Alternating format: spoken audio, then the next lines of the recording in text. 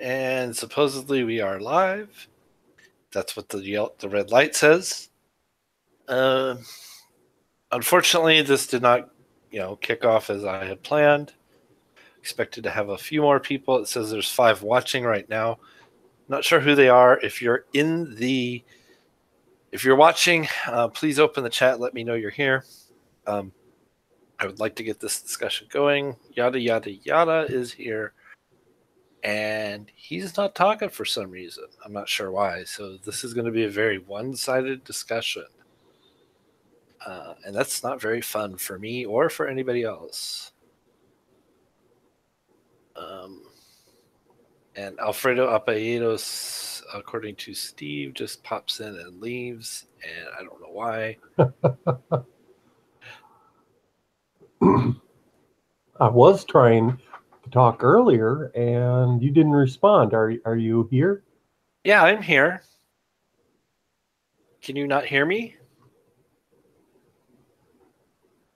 Are you not hearing me? Because I can hear you just fine. Let me check something real quick. Sure, you're dissing me in the side chat, but are you really here to talk to me? Hello?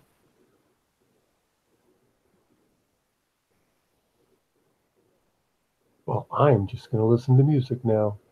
Wait. I can hear you.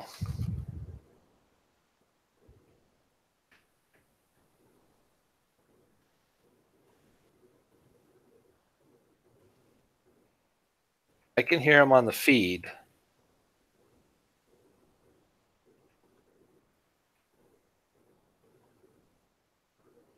And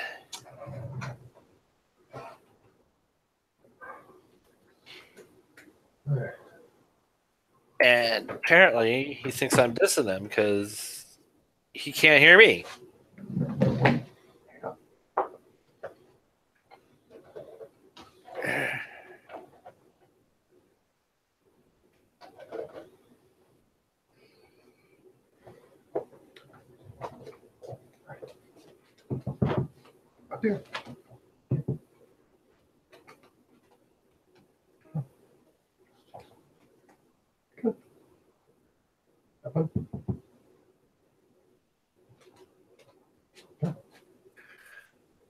So maybe it's a problem on his end, but we need to get some more people in here to actually have this discussion because apparently we have some technical difficulties. Who else wants to join? Anyone? Bueller, Fry?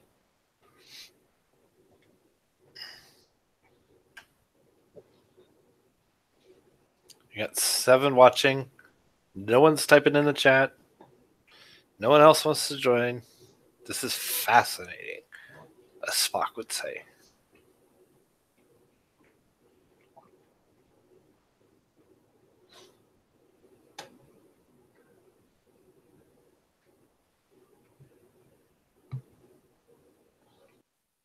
Hopefully he's reading his chat now.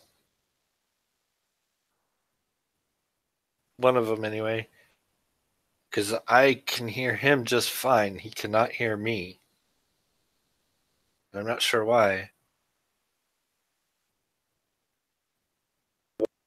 Okay, I can hear him just fine. He cannot hear me. Okay, yeah, that was my mistake. I muted the I muted something else, and I muted. I can hear him just fine. He cannot hear me. Okay, yeah, that was my mistake. I muted the I muted something else, and I muted. I can hear him just fine. He cannot hear me. I gotta have to mute you. Because we got a streamception there. You got to mute your feed and unmute your hangout. That's how that works. Dim Sum, we are just going to talk Star Trek in general, all series, if they relate at all, how they relate. You got to mute the YouTube feed and somehow click the gear in Hangouts and make sure get the right devices selected in there. And I've got you muted because we were having streamception there. You were feeding back through Google. Oh no, and then he leaves. Dear, I'm here alone. Somebody else, please join. The join link's in the Hangout invite list in Hangouts. It is on the Great Debate Community on Facebook. It is also in the Great Debate Community page in Google Plus. So please find it and join me. Otherwise, this is going to be quite boring because I just talking to hear myself talk. Dim sum, please come in. Invite you through Hangouts. Okay, let me see if I can figure out how to do this. Do new group. Dim sum. Not finding you.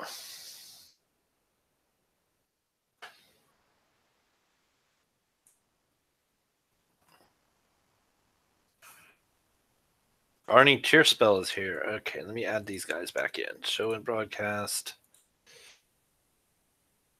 Show and broadcast. All right. Can you hear me?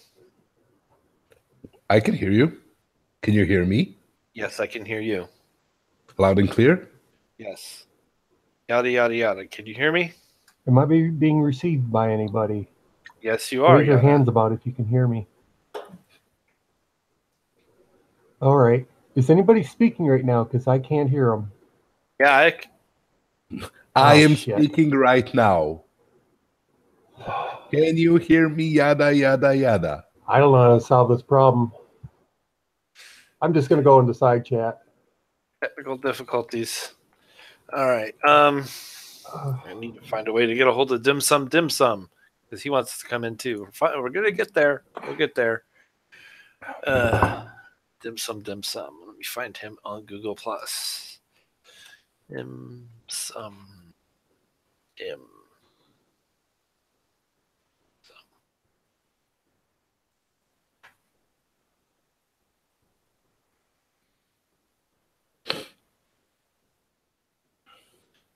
I tried to invite you through Hangouts, Dim Sum. Couldn't find you. Oh, because I'm not looking for the right thing. It's Dim Sum. I gotcha. New conversation. Dim Sum.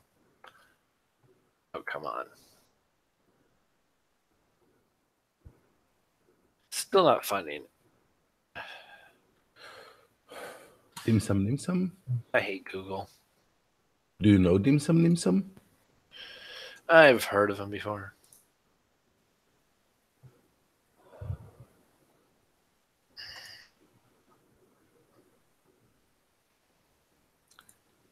I have been in a few hangouts with him. Yada's back. Can you hear Hi, Yada?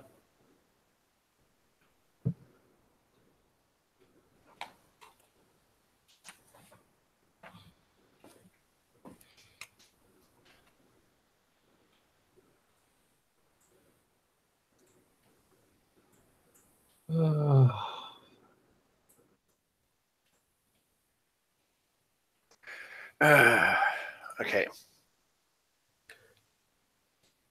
Okay, I'm gonna go to your channel, Dim Sum.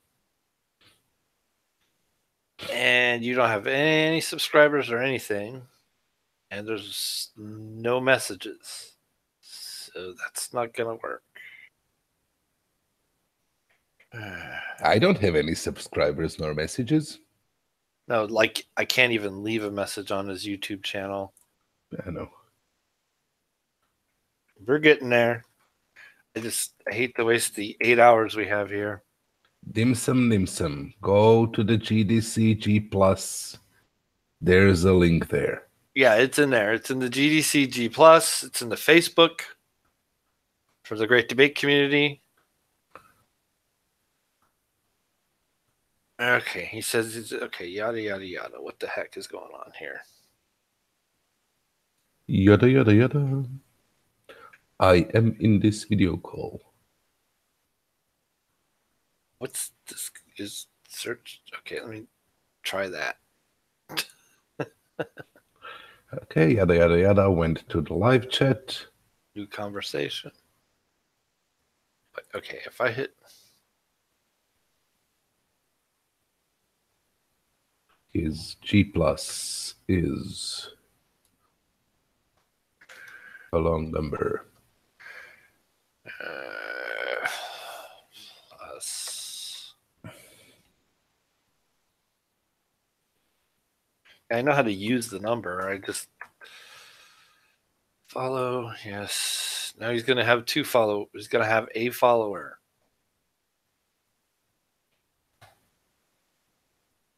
Yeah. Nimsam has 2 followers.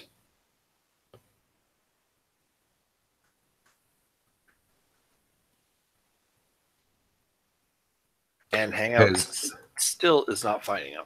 Yeah, he has a Hangout link. But it's... Yes, I can chat on Hangouts with him. Send invite. Okay, as long as somebody can get it to him. I really don't like Hangouts. I hate the way this crap works.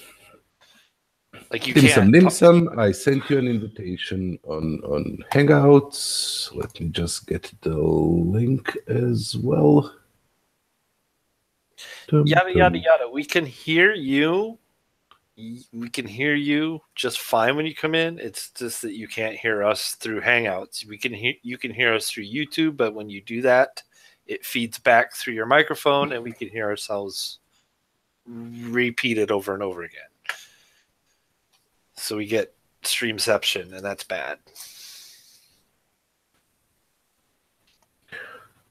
So we're going to talk about Star Trek morals, and it kind of came up in a stream that Steve was doing earlier when I guess he was just doing it for shits and giggles.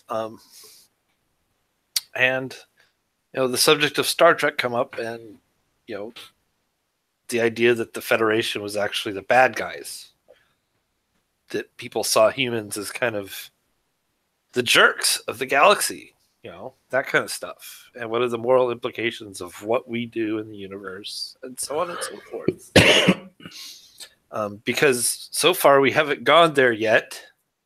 We seem to be complete jerks to each other right here and now on this tiny little speck of dust in this tiny little corner of the universe. So, yay, humankind. Yay, humankind, exactly. So we're here to discuss how Star Trek portrayed us, and yada, yada, yada, brought up the Tribbles. He said Tribbles had no morals, but it's interesting that he brought up the Tribbles because the Tribbles had several episodes over several different series. They were brought up in several different ways. And here's Dim Sum. Can you hear us, Dim Sum? And now he leaves and the stream ends because we've been sniped. No.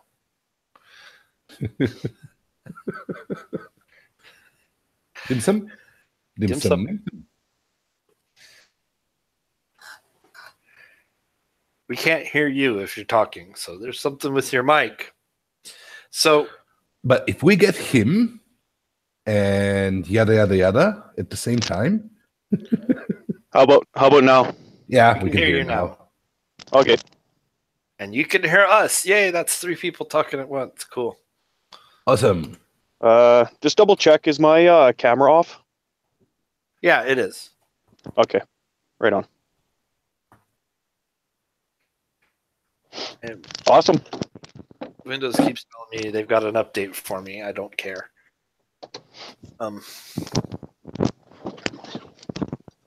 So yeah, the Tribbles is one thing. What came to my mind was the idea. There was an episode in DS9, and I forget what the episode was, but basically, it was later in the series when they got into the big war with the Gamma Quadrant Dominion, where they basically tried to get one of the characters, I think it was Dr. Bashir, to believe that he had been an agent for them, and it was the Federation that was the gang, and it was the Federation that was bad, and all that stuff. The section 13. Yeah. Yep.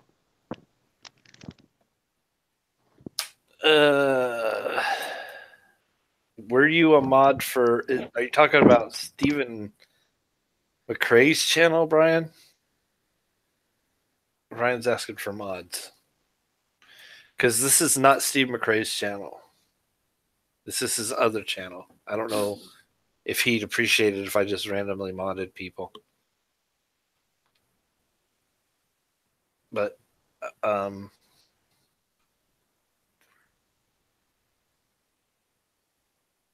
yeah, I'm a mod over there. I'll go ahead and do it. But I'll have to undo it at the end of this. Steve says you can mod him. Oh, okay. Yeah, I just want to be sure, because it's not my channel. Steve's so nice, isn't he? Steve's a good guy. We like Steve. And it was interesting because it brought up this idea that the wormhole aliens in DS9 were gods to the lesser beings of Bajor, if you could consider them lesser beings. Just different, in my opinion. It's all a matter of perspective.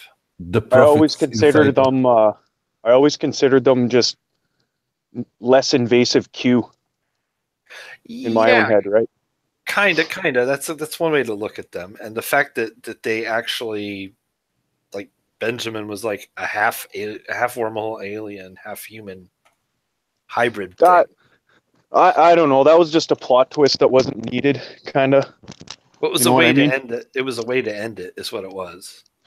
Yeah, fair enough. But it also left open a huge plot device for another series, which in my opinion, they left quite unused. Like, they could have done so much with that. But it also, like, speculates, okay, there's these wormhole aliens capable of constructing artificial wormholes, right?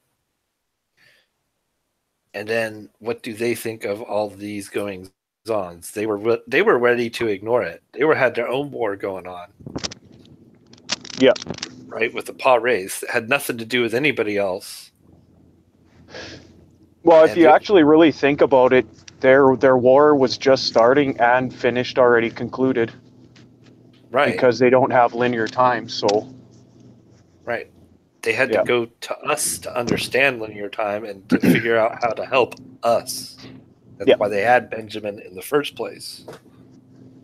Yeah. I must say, DS9 is probably my favorite out of all the genre. Well, the writing is spectacular. It's so deep compared to the other ones. I mean, yeah. The way they just touched on everything, right? Yeah. The next generation started out kind of because I think it was the budget more than anything with that show, and then it was better. The 80s as well. Yeah, it was the 80s. Scripts and the budget were horrible, and then it got better. It got better. Yeah, and then Voyager was just so out there because it was it was a whole different. Well, I think Voyager was your getting mainstream people into geek stuff, right?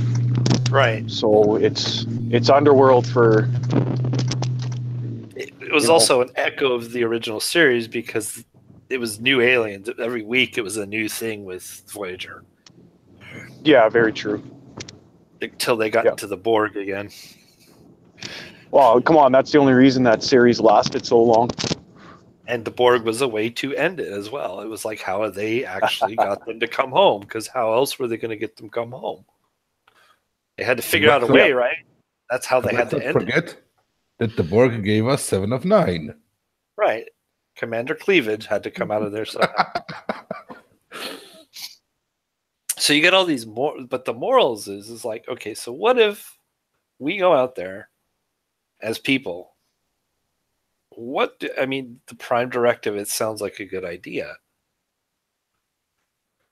But is it really a good idea? I mean, who here thinks that that's really a good idea? I mean, it sounds on the surface. We should just let shit alone to develop as it's meant to develop without us interfering. Well, it almost sounds like for a real world analogy, it's the hardcore free speech people who are everything is okay to say, period, right? Right. You know, what they call hate speech and racism, that's fine to say, it just shows your own stupidity, right? So they drew that hard line, which they always walked over to make the story interesting. They do fuck around with, or mess around with people's cultures. Save them if they're supposed to be annihilated and yada yada. So to me, it's actually, you know, a good thing, honestly. The Prime Directive? Yeah, I mean, DS9 is kind of a middle ground of the Prime Directive, right? They were the only reason Bajorans basically got help from them was because, you know, the Cardassians had already screwed up the whole natural flow of their culture, right? Well, they basically the premise is they asked for help. Yeah. Well, I mean, a lot of people have asked for help, and I'll refer to the Next Generation one where Picard was going to bring a planet in, but they had some kind of soldiers or something that were rebelling, but they couldn't hurt anyone. And so those soldiers ended up kidnapping him at the end, and Picard's like, yeah, well, you guys figure this out. We'll help you after. Right, because they had super soldiers. They refused. They had made super soldiers with psychological conditioning that they refused to deprogram.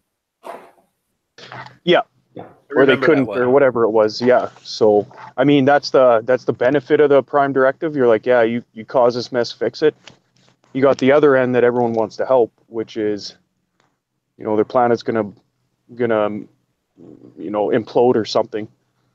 So it's essentially to draw that hard line, which is a tough decision, you know, as a conscious person to let someone be hurt or destroyed or wiped off out of the universe. So, which of course, I don't think there ever was an episode where they just never helped at all. I could be wrong though.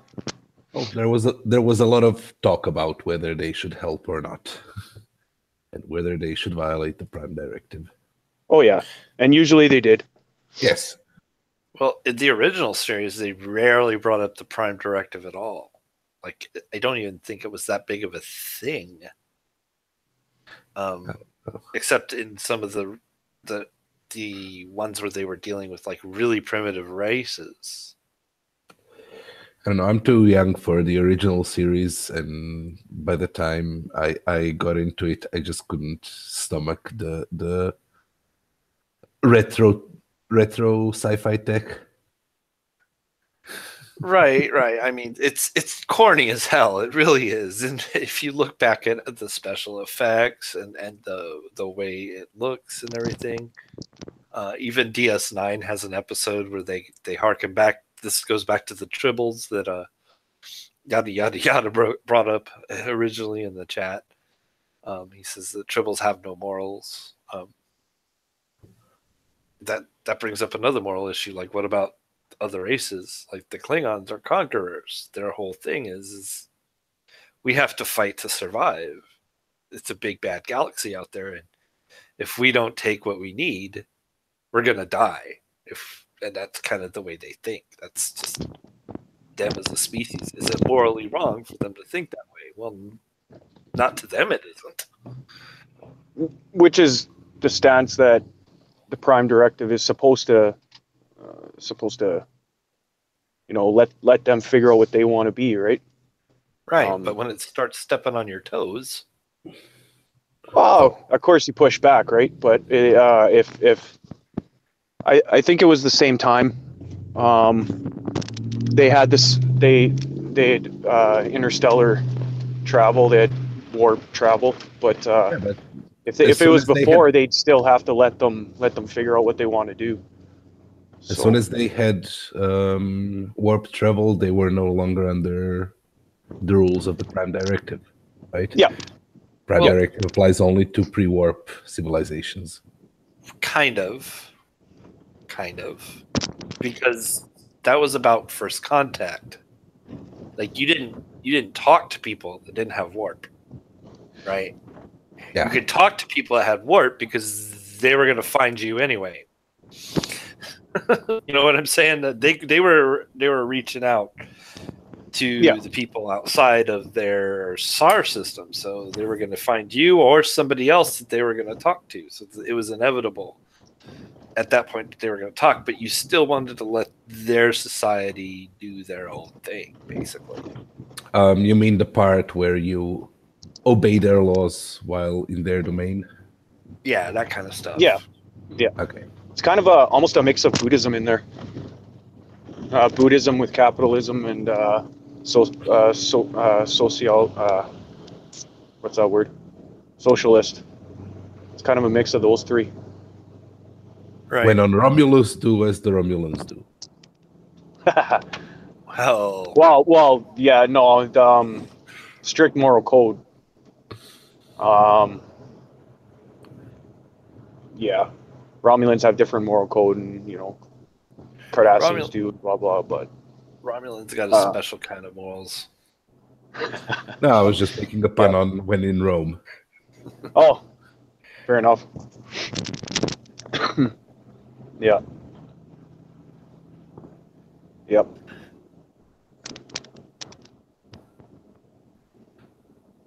And it's also funny to see how the different captains interpret that whole Prime Directive thing, because like Captain Kirk probably violated that way more than anybody. And then you got Picard, who is like strict adherent. Like anytime it was broken, he was like, "Oh, we can't do that. We can't do that." We can't do that unless he wants to break it. Then we can. But he didn't break it that often. That's kind of the whole thing. Well, he didn't break it that often. But he didn't break it as much as Kirk did. Kirk was always going in with his phaser drawn. Picard always found the loopholes if he could. Yeah. And he discussed it. He had a big confab every time he was about to break it. Yeah. Oh no! How can I break the Prime Directive? Oh no, I have broken the Prime Directive. Yada yada yada's back. Let's see if yada yada can fix his technical issues. Hello, Yada. Can you hear us now? You're muted. If you can hear us, we can't hear you.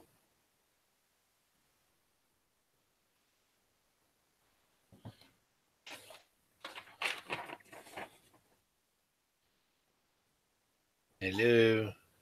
Yada, can you hear us? He says he didn't fix his problem. Yada.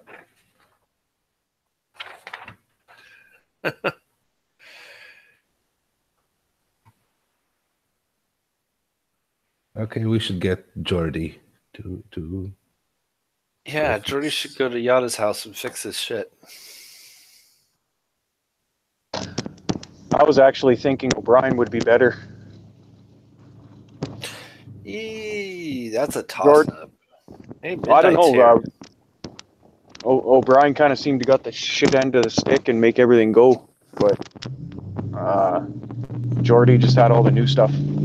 All the fun Jordy had a cache of spare parts. Yeah. Remember, O'Brien used to get bored in that transporter room. Nothing to do, nothing that breaks. Right. Then there was Scotty. Baling wire and chewing gum. The man who could never get more but always seemed to get more. Spooky says, "Can you imagine if Kirk had met 7 of 9? They'd have gotten it on and had little robot kids. That's what would have happened there, Spooky Bed Hair."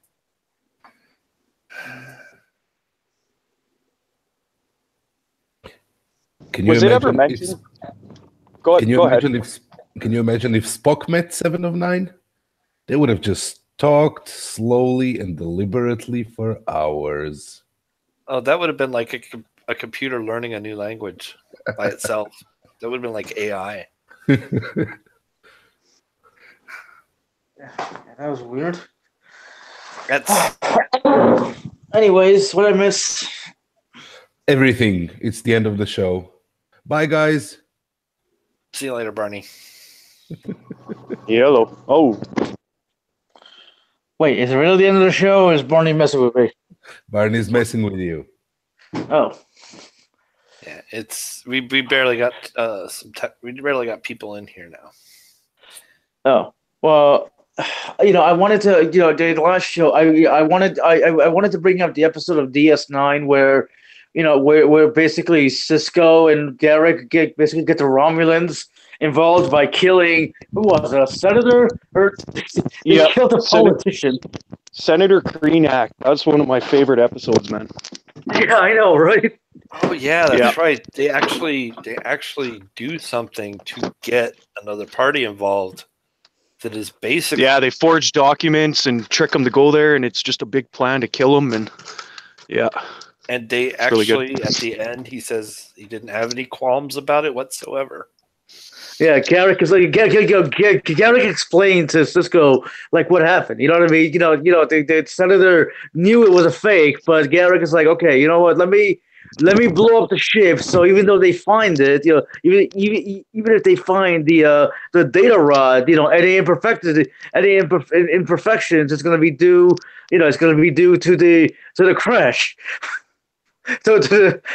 What a smart bastard Garrick was. Yep. Garrick Well, see, that's the thing. He wasn't okay with it to begin with. Cisco wasn't. But after he explained it to him, he muddied his water. So Yeah. Well, that was like a big thing. Like, that's kind of why I brought it up. It's like there's a lot of dark stuff in Deep Space Nine. Oh, dude, it's darker. It's darker than the TNG. Oh yeah, it definitely takes the happy-go-lucky universe of Star Trek, which is kind of what it was up till then.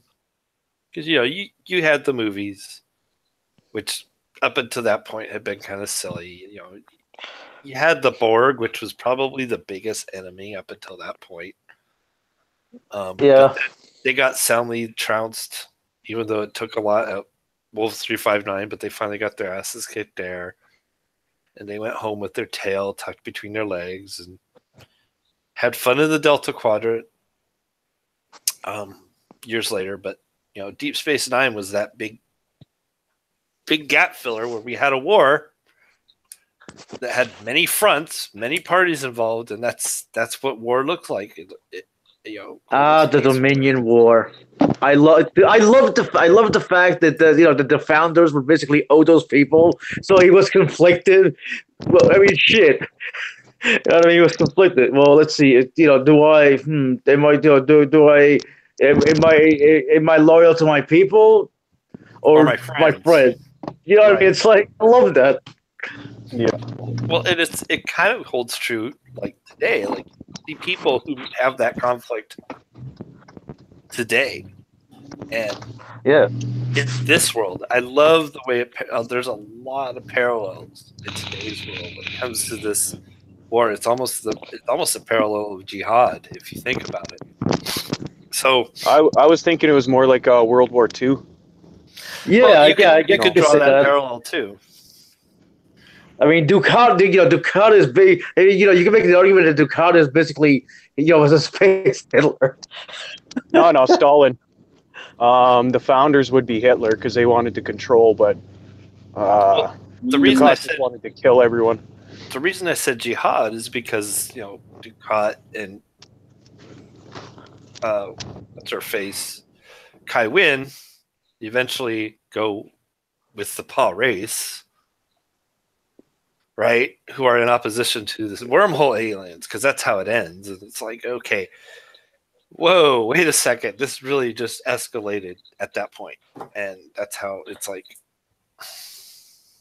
Yeah, another thing I really loved about DS9, how it blended the religious, the religious aspect of the Bajorans, with more the science stuff. Well, yeah, it made like actual gods, like, because like our god isn't like a thing. It's not real. Their gods existed. So how would we react if the thing we called God was actually a thing that we could point to and say, yeah, we think that's a god?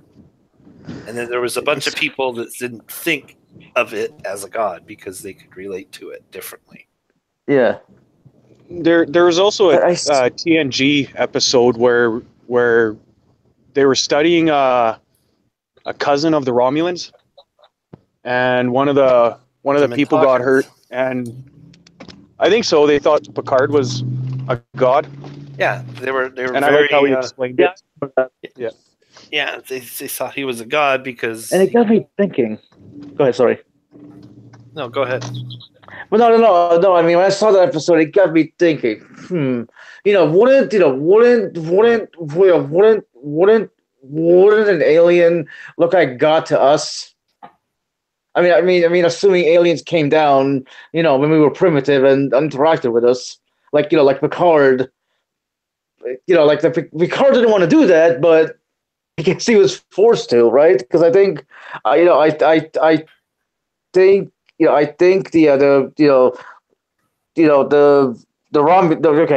really the cousins of the Romulans, whatever. You know what I mean? I think they got hurt, so they had to bring him back to sickbay. Like, it was so, watching that episode, I couldn't help think of parallels, to us. How it must have been, how it would have been to, to us to meet, beings like that. Well, and there are some people that think that is where the stories in the Bible come from. They think that, and I know this is, I personally think that this is. I don't know, honestly. I personally don't know. It's a possibility, I suppose. It's more plausible than the magic that's posited by the actual people that believe in it. But it's, to me, it's like, okay, so you've got these angels. Well, an angel sounds like it could be maybe a manifestation of an alien, for example. Yeah. Yeah, the way that it was described on the show to the one young woman was, he asked, where did you guys live before the homes? They said caves. He said, well, if your ancestors in caves saw you using a bow and arrow, what would they think? She's like, oh, they think we're gods. We're magic. And he's like, yeah, that's essentially what we have, is just stuff you haven't figured out yet. Right. And so, I mean... He gets through to her. He gets through to her. Oh, yeah. But the other guy's a fanatical, right? Right. The Kent Hovind fanatical. Right. He's just like, it's the Picard. He saved me, and I'm gonna kill him or kill myself or something like that. I can't remember. Right. Someone died and they couldn't bring him back. So, but yeah. Yeah. Which I guess on the original one too, they I guess Kurt, if I remember correctly, they went to a planet and there was like Zeus and stuff. Something along those lines. They tried to do the parallel world I think they did it. They touched on it too much. In the original series, like they had a planet where it looked just like Earth, but everybody had died from eugenics experiments, except for the children who lived incredibly long lives. Right. Yeah. Oh, what about the Voyager one where the women suck the life out of men? They like absorb all their cells to get pregnant.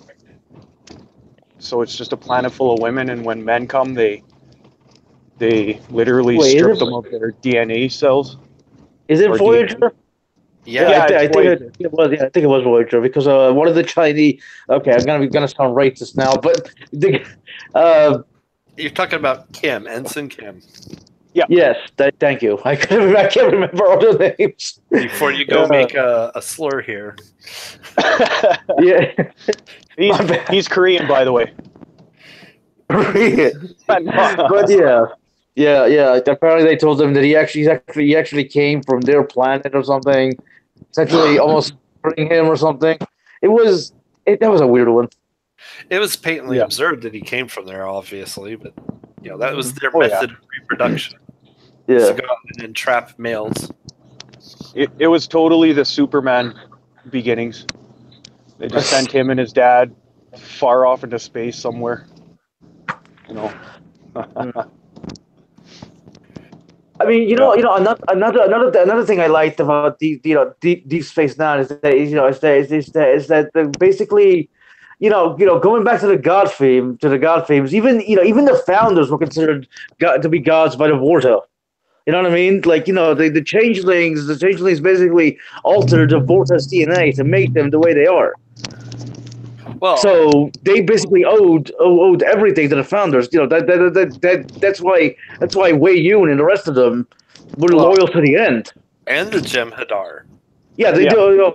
I love the Jem'Hadar. The Jem'Hadar were like the best part, and and I couldn't help but feel sorry for them because in a way they were engineered to be just soldiers that they needed to be they needed 9 or something, ketamine white, in order to function.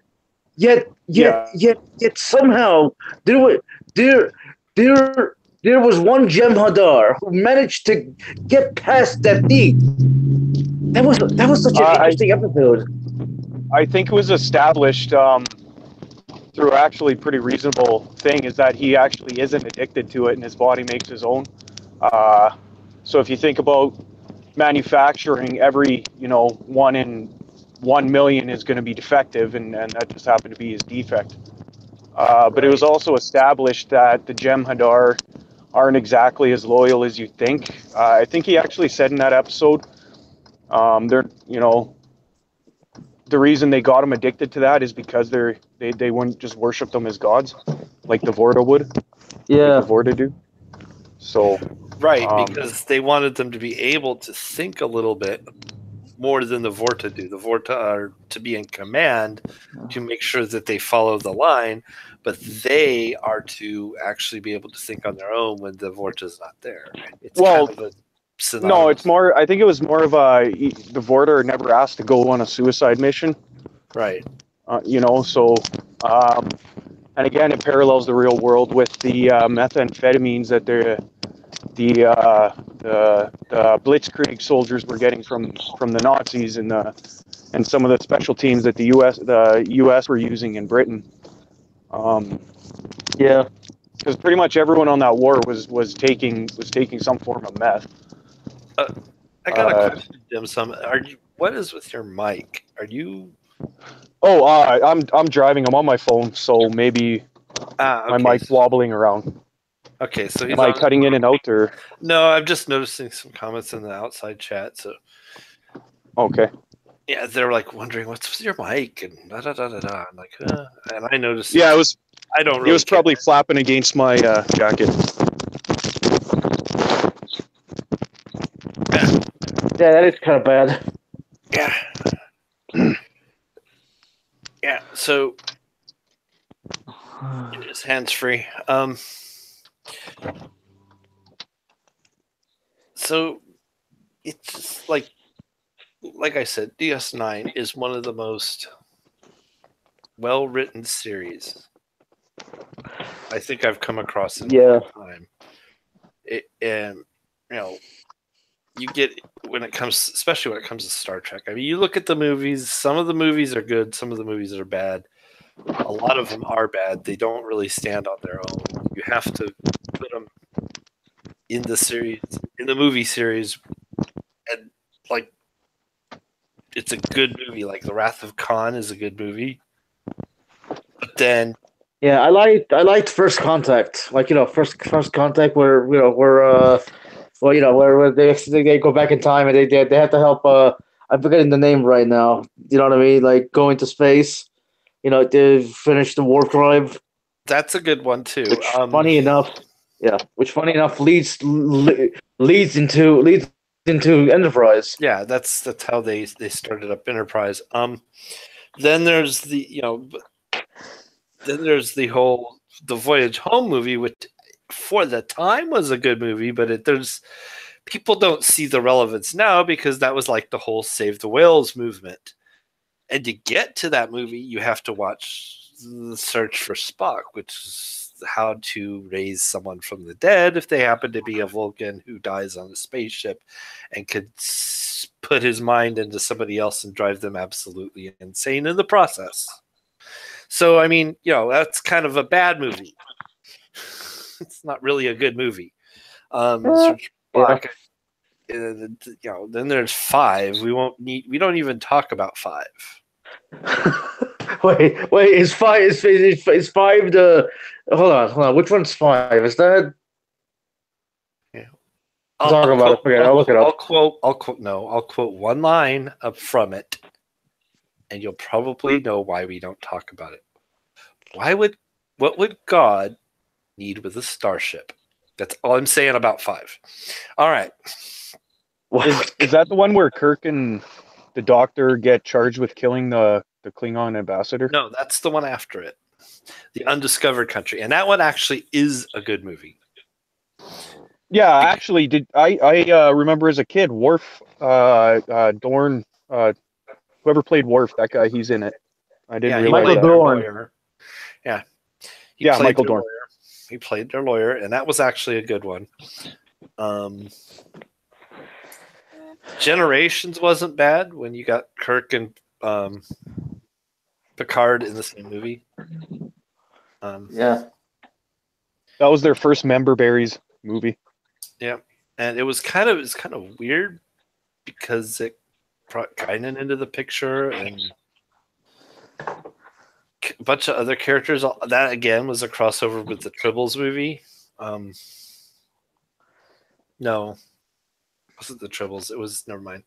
It was Guinan and Q. It was Guinan and Q. I don't know. Does anyone know the relationship between those two species? No, because they live in a continuum, but so does the Q. So it's almost like a missing link between how Q came to be the way they are.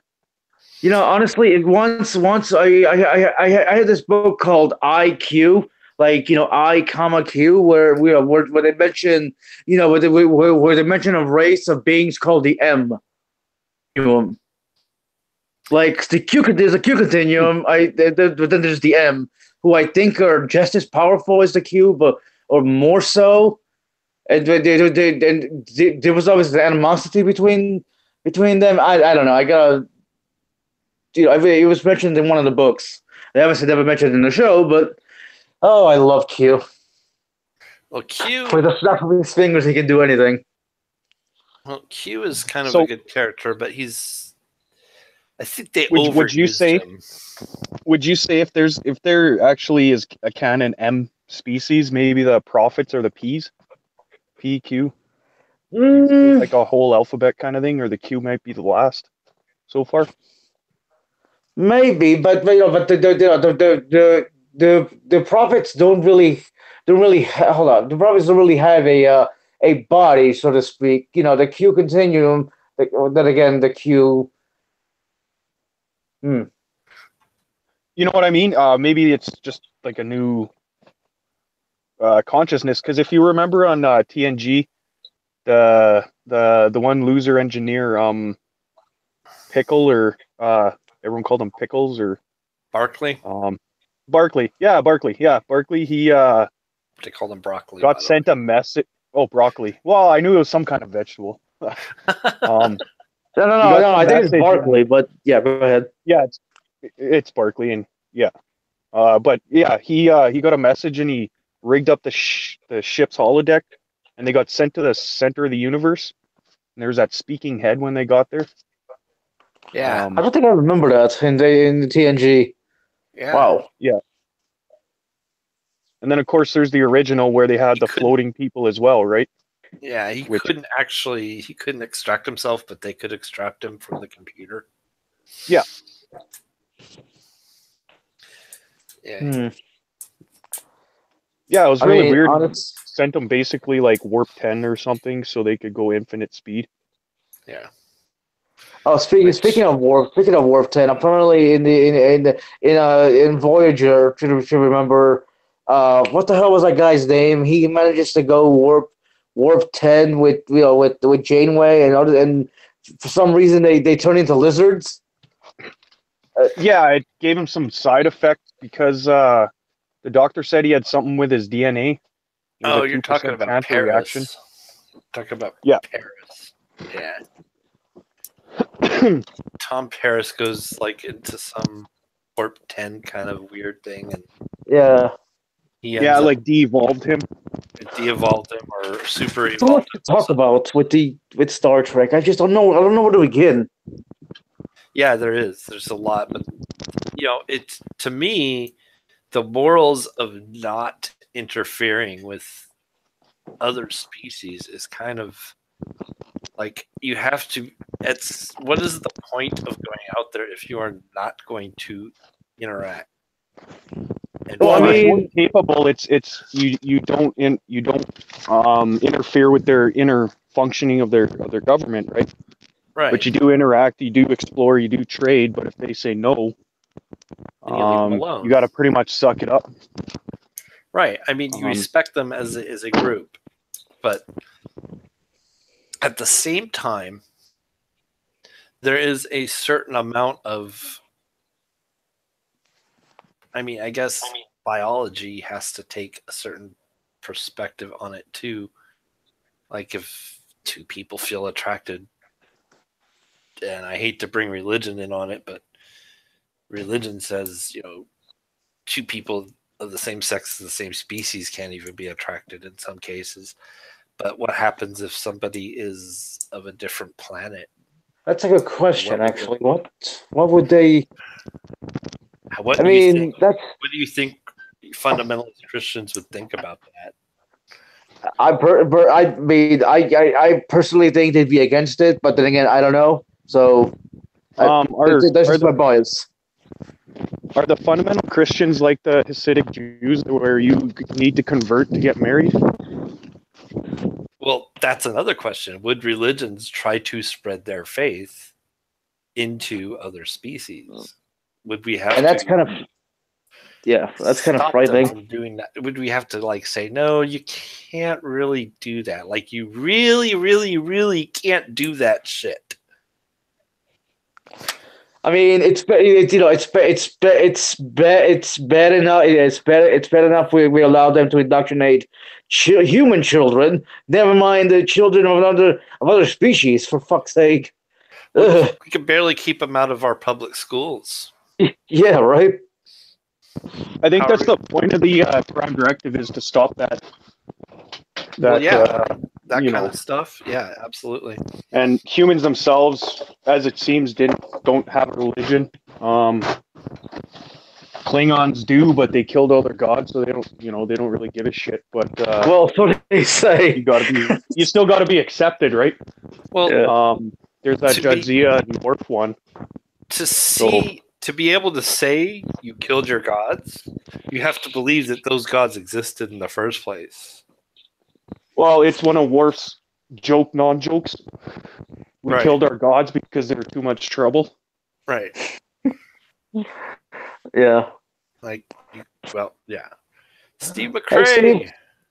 Hey, Steve. What's up, Steve? Hello. Oh, I don't need that. Thank you, buddy. I got something to add real quick. It's not Star Trek, but it's close. But it was kind of like what you guys were just talking about, so it's not very long. So let me get it out real quick. You were talking about efficacy issues, or more specifically indoctrination of religion by other species, right?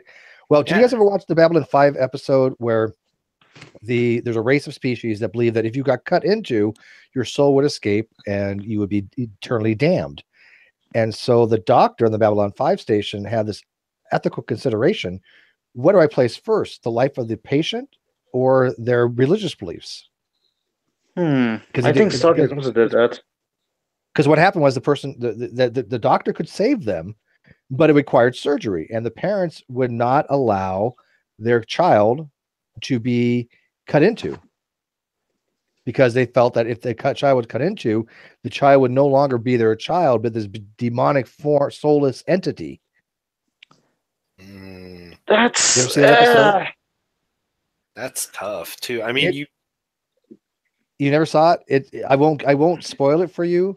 Go watch the Babylon 5 episode. I don't know the name of it, but it was extremely good.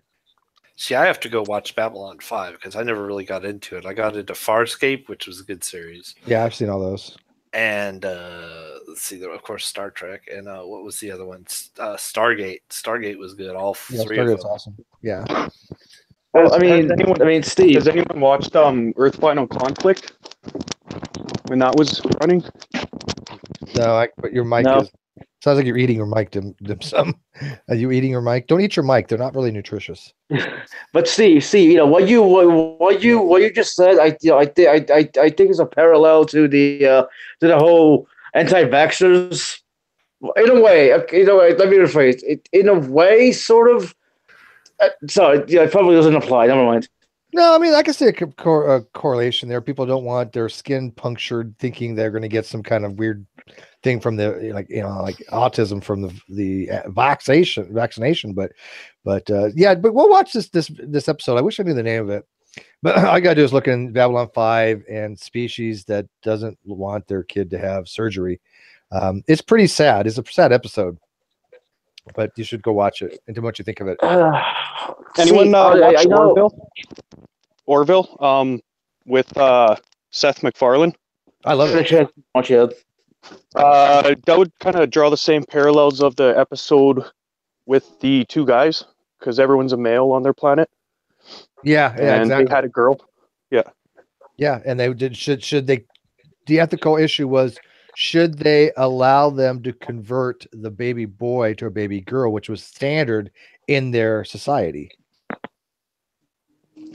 Which is actually a straight episode ripoff of TNG, because Riker has sex with an asexual alien.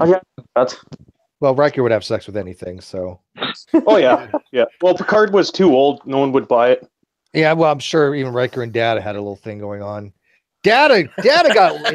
Oh no! Picard and Whoopi was banging him all day. Oh yeah, probably in real life. Picard had ethics, so he wouldn't do any of his staff. He had to go with the civilian people on the ship. All right, I got. Hold on. What the hell is her name? Dim Sum. Vash?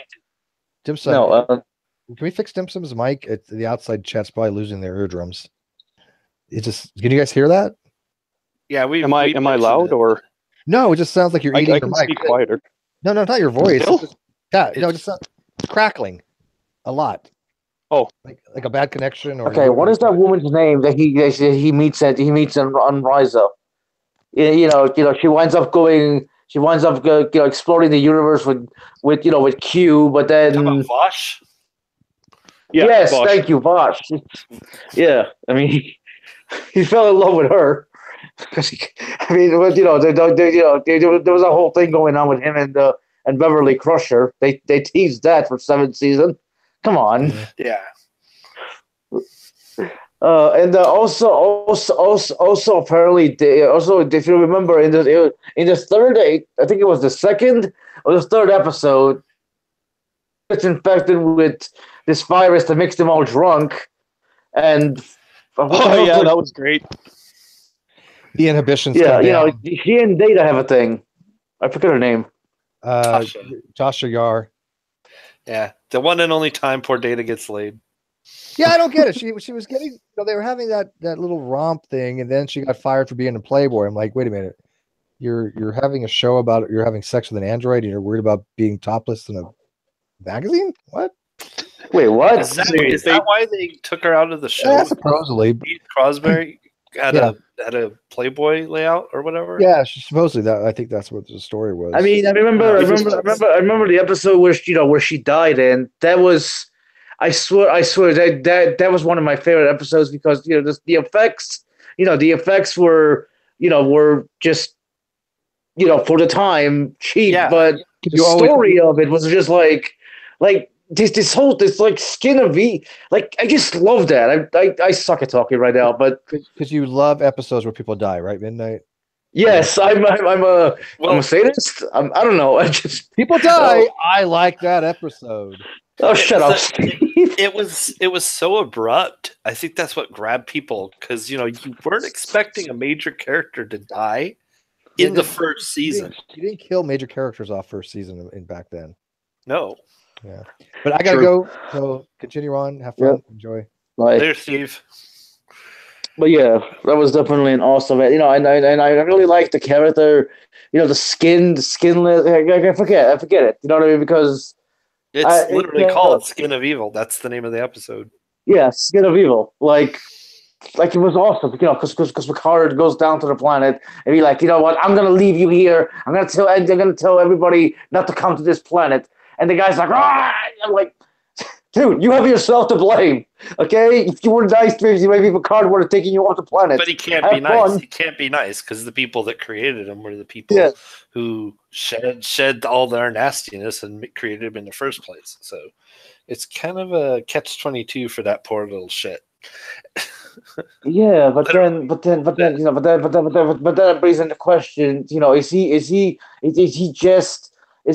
I know that the people just left in there and they shed their evil, but he was sentient, so couldn't he?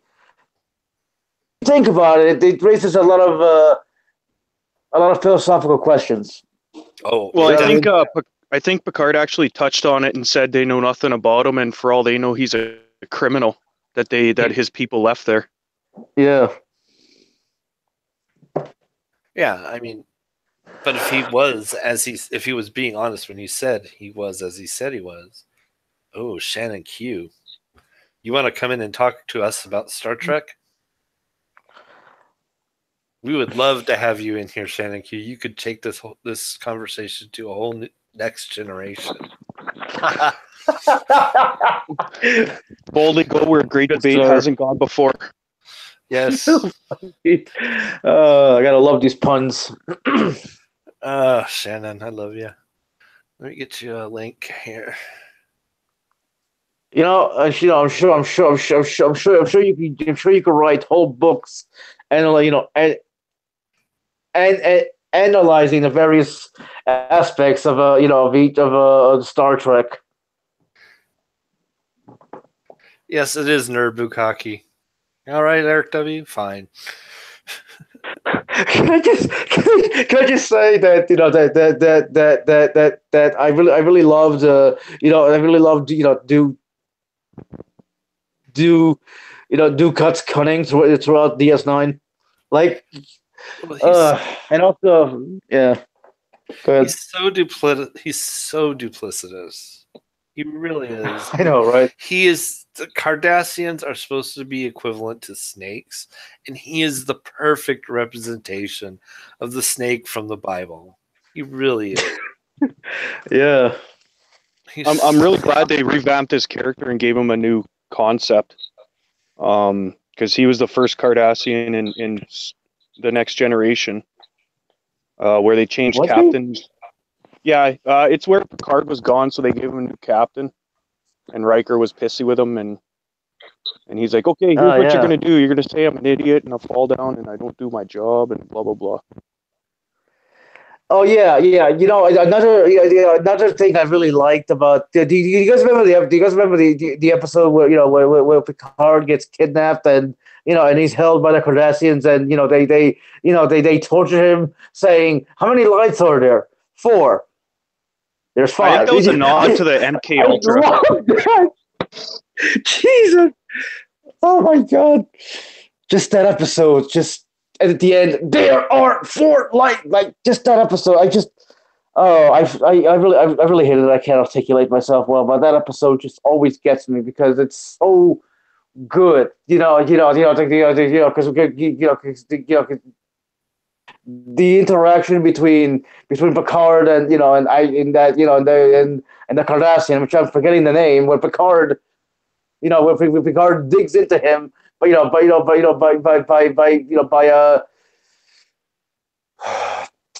basically analyzing his childhood, saying all this shit that gets to him. You know what I mean? He's like, you were probably a scared little boy. I'm forgetting right now, but you know what I mean? I'm getting too excited. I apologize. Have an Earl Grey tea, buddy. Come on. I haven't seen these episodes in a while. Sue me. But no, that was a pretty good episode too. So yeah.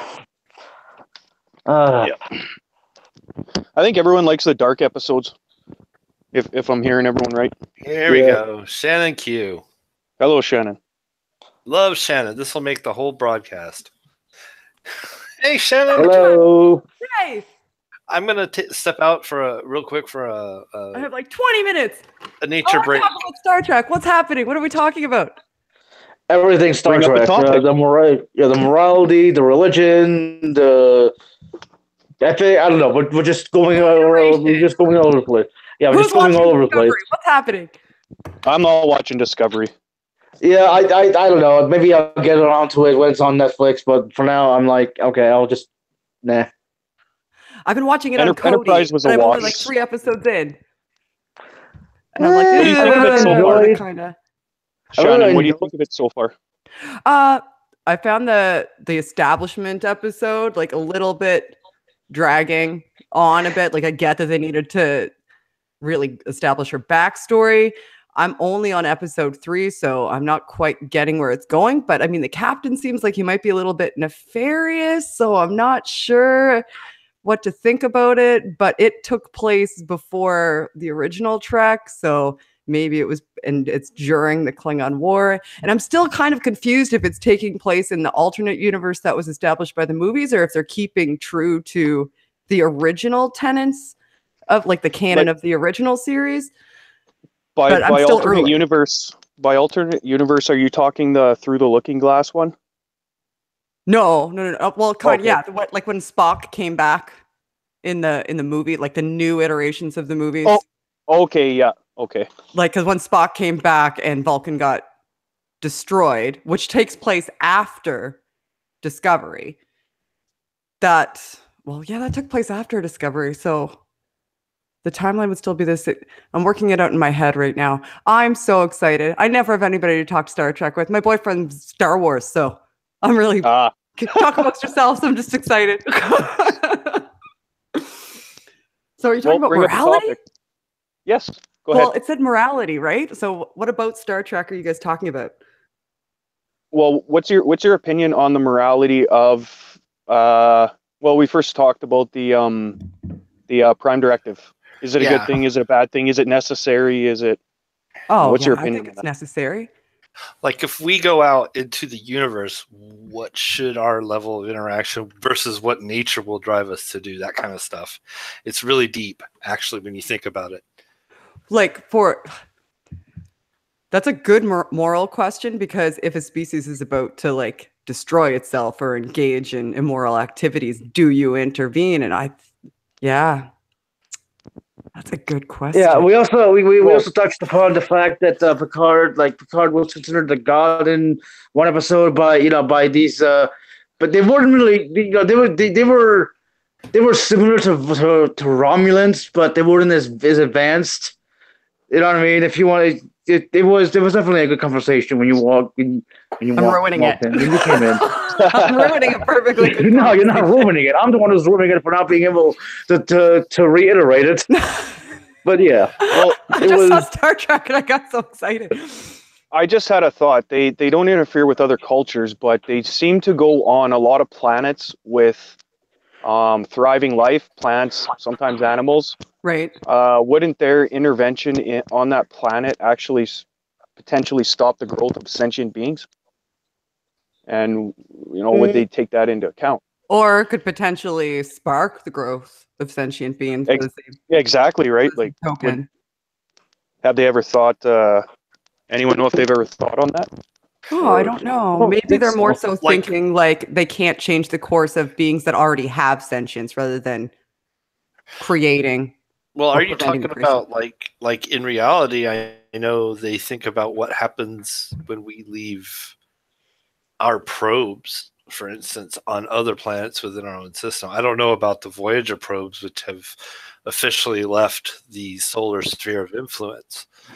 Because I really don't know how you can keep track of something that far out. But Voyager had the episode of that when the planet nuked themselves, because of their probe, Friendship 1 or which is the one they put on a gold disc with Braille and. Wait, hold on. Do you mean you're talking about TNG? Because I remember there was an episode of TNG where there was a satellite that sends a beam to Picard that and basically he spends a lifetime with with people that you don't know what I'm talking about. I'm forgetting what it's called, but I think what actually Dim Sum is referring to is Star Trek the movie, which is a 3-hour movie, which should have been a 1-hour episode. Well, there's that part, right? Because some aliens actually, that's different because the aliens actually advanced that probe, I think.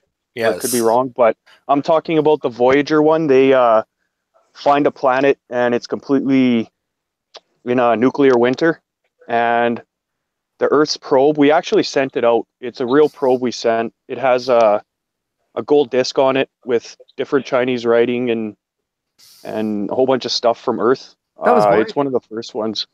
Is it Voyager? I think that's the one where Carl Sagan put. Oh yeah, like in real life, right? The actual probe is okay. So they get to this planet and it showed how to make nuclear weapons, and these aliens had a catastrophe and all the nukes blew up. So they're hiding in their planet. Yeah. Here's what doesn't make sense about that though. Like in Voyager, they were all the way in the gamma quadrant. Like they went through the wormhole, and that they couldn't get home. So how did Voyager make it all the way there in the aliens? It was Voyager's Delta Quadrant that they pulled in by the caretaker. Gamma quadrant's the wormhole in Deep Space Nine. Sorry. Yeah. Well, remember too, Shannon, Voyager is for people who don't care about Star Trek. Yeah. Get them interested in it, right? Yeah. Because a lot of the stuff I know some of my really nerdy friends just facepalm during the whole thing. They hate it. Yeah. Because a lot of stuff's just big word, something happens, right? So, yeah, the 7 and 9 storyline. I was just like, you just want a girl with big boobs in a tight outfit. But yeah, they did show this alien species copied our nukes, and it was because of our probe, they learned how to make them. So they did kind of touch on that on the episode. The only character I was really interested in that entire series was Kess, and she was and why was she with Neelix? That I couldn't buy into that at all. And she was the most interesting and dynamic character probably in the whole friggin' series. And she lived for 5 years. At the end of season 1, right? Was it the end of season 1 or season 3? I forget how long. She was 3. Just as the Borg came in. Yeah. So she left when 7 and 9 got there, basically. Yeah, and she shouldn't have 7 of it. That just shows the bad writing because they made her way too powerful. When she disappeared, she could have just there was no need for anything. She could just get them out of any trouble. Yeah. But what I was saying about what we actually do with our probes on other planets, when we send them up, there's this painstaking process as far as germ control. We make sure they're pretty much sterile when they get to another planet. And then even the one that went to Saturn. Just in case, you never know. There could be microbial life that we're not aware burn them up. They burn them up on purpose so that they disintegrate, so that nothing lands on the surface of anything, basically, if they can help it. Get cut. But going back to the episode, I say, I don't know because in a way you could say that that we shouldn't that we shouldn't have told that we shouldn't have had instructions how to make nuclear weapons in case that scenario would happen. But then again, at the same time, Well, I mean, I don't think we actually sent up. that probe actually does exist. That they used as a No, base, I know. but I doubt they sent their nuclear secrets. They won't even pass it off to the UK. Like, Right. you know what I mean? You know, there's no info sharing, but we there's haven't a good sent premise. You know, we haven't sent a probe that shows how to make a nuclear weapon. What we have sent is a probe that uses nuclear technology as a power source, which might, which an advanced civilization could alter, which the civilization could reverse engineer. And well, I mean, the power source in the Voyager probe is it's not a nuclear reactor, but it uses a nuclear substance, and it hints at how nuclear technology works.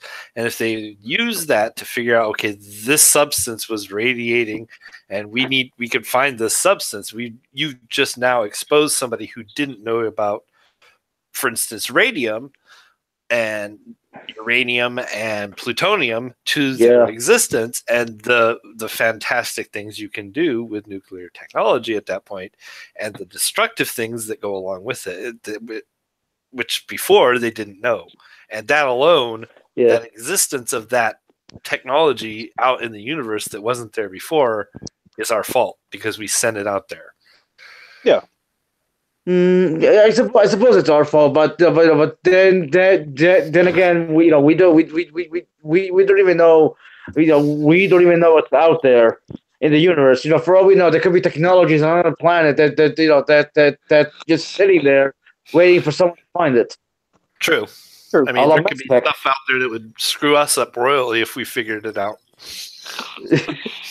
Or to help benefit us, both ways. All right, sorry. Guys, I have to go. Thanks for coming in. All right. Yep. Bye. Good to see you always, Shannon. Live long and prosper. See, there are two instances in Deep Space Nine where where they actually tackle they actually tackle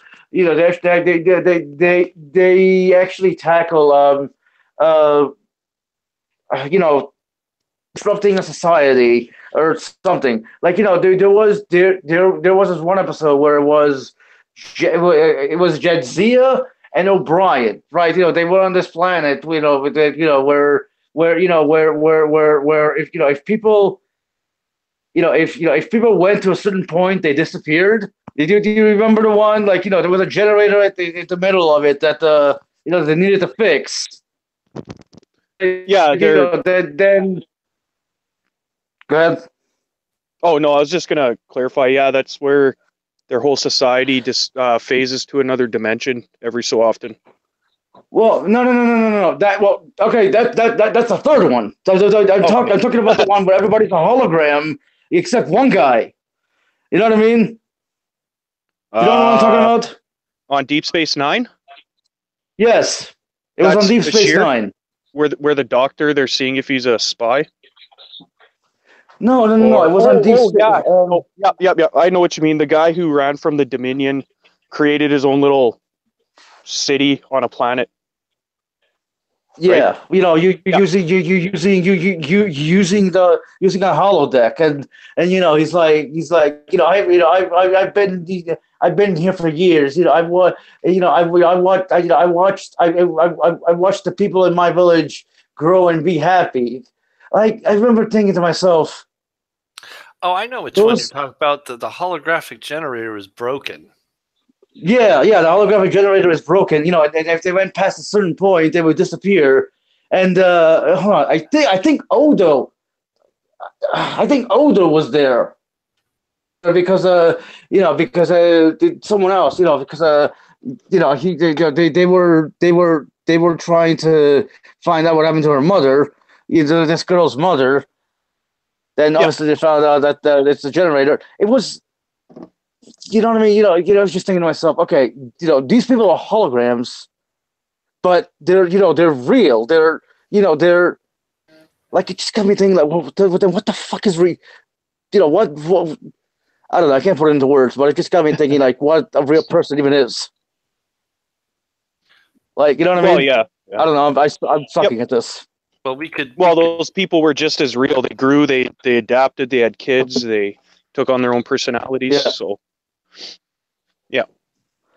Okay. Yeah, and also, I got there was link. I got a link from Brian Stevens in the chat who's been trying to send it, but he can't because YouTube's stupid when they link stuff in the chat. So here's the actual link he's trying to send. And this is about the sterile launch into outer space. So yeah, the Fraunhofer researches, I was talking about the clean room that they use to clean room design from ESA and all that stuff. Sterilizing Mars rover. Okay, so yeah. Yeah, there was also another episode where where the Defiant, where the Defiant is wants to explore a planet, but something happens that sends them 200 years in the future, where the Defiant crashed, and and the descendants, it's in the past, but yeah. Well, you know what I mean. It's like in the future. I forget, but you know what I mean. I think it was Kira that goes into the future where where everybody is like a descendant of Cisco and everyone else on the Defiant, and then they need to decide we need to leave. You know what I mean. Thereby destroying that future. Yeah, so the whole premise of that is they get caught in this little thing that pulls them into the planet. So when they attempt to leave the planet, they get shot back in time 200 years, causing everyone to have kids and section off. So they did try to duplicate it, but Old Man Odo decided screw that, and made it so that they just got through instead of duplicating the ship. So everyone was wiped out. Right. It's kind of weird. It's kind of fucked up when you think about it. Yeah. Well, yeah, but they're trying to have their cake and eat it too, right? They're trying to save everyone and get home. Yeah. Right. Because he wants to be with Nerys, and he can't be with Nerys because she's the one person who dies in the crash. That's what ends up being the decision maker. Yeah. Kind of selfish if you think about it. Of course it's selfish. Of course it's selfish. That's the best reason. Yeah. I hope I don't get a phone quake. We lost Dim Sum. Hopefully he'll be back. He's on mobile. Yeah, so am I. Well, then it's not a Google quake. It could just be his phone screwed up. Yeah. But if he doesn't come back, we've been on about an hour, almost an hour and 30 here, so I might end it if he doesn't come back. Yeah, I mean it's fine. It's like I said, there's a lot more to talk about because it's so fascinating. Well, it is, and there's a lot of moral ground to cover in it too. I mean, that's the thing about Star Trek is the whole series. That was the problem with it. Like, if you look at it versus Star Wars, of course, this is a whole can of worms here because there's people that say Star Wars is better versus Star Trek being better. I don't think one is better than the other. I really don't. They're different. Star Wars is cowboys versus Indians in space. That's what Star Wars is. It's a great series. I love Star Wars to death. But it is sci-fi fantasy, plain and simple. It is not meant to be science fiction at all. It's a fantastic series. It's a fantastic series. Let me bring you in again. You left. But Star Trek is very cerebral by comparison. It makes you think about the issues it's talking about. Yeah. There's always some moral conundrum that they're in. And it's almost, sometimes it's a very trivial, almost laughable moral conundrum, especially with the original series. I see like every single one of the original series ended with Spock, Kirk, and McCoy having some corny little conversation at the end. But, the newer ones, like we're talking about DS9, just went and took it deep. And if you read any of the books, it only goes deeper because some of those authors just did a really good job, even if it wasn't canon. Yeah, true. I do enjoy the episodes where the prophets send Cisco back in time to like the 40s or 50s, whenever he was put back there, or 30s. Started where he was an author, and then he's in the mental ward. Oh yeah. Well, yeah, no. Hold on. At first, he wasn't in the mental ward. He was in the mental ward when he was trying to find, one of the orbs. You know what I mean? The Padre was trying to trick him, which, you know what I mean? Like, I really do love that episode, because what is, it makes you question. Okay, what is real? Is the whole Star Trek universe just fiction that this guy is writing, or is, you know what I mean? Love that. Well, it was a good revamp of the episode with Riker, where he's actually where he keeps doing this play, but he's in a mental ward, but he's actually being held by these alien governments. They tried to go really in depth with that story, but they just kind of lost it, I think, in my opinion. But the DS9 one was actually really good, which was popular at that time. Those storylines, in the typical shows. Yeah. Where they leave it, whereas is he in a mental ward and this is all fake, or because that's kind of how they ended that episode. Is it just a story on a wall kind of thing? He was actually, I believe he was looking at a window, and in the window was a reflection of him as Cisco. Yeah. That's the first time they touched on it, when he was the writer. When he was a writer, and he wasn't allowed to get a picture because he was black or something. So, and then after that is when he was in the mental ward. Yeah, and you got to see all the actors without their get-ups, basically. Yep. Which is always interesting because. Yeah, there was also there was also this that one episode where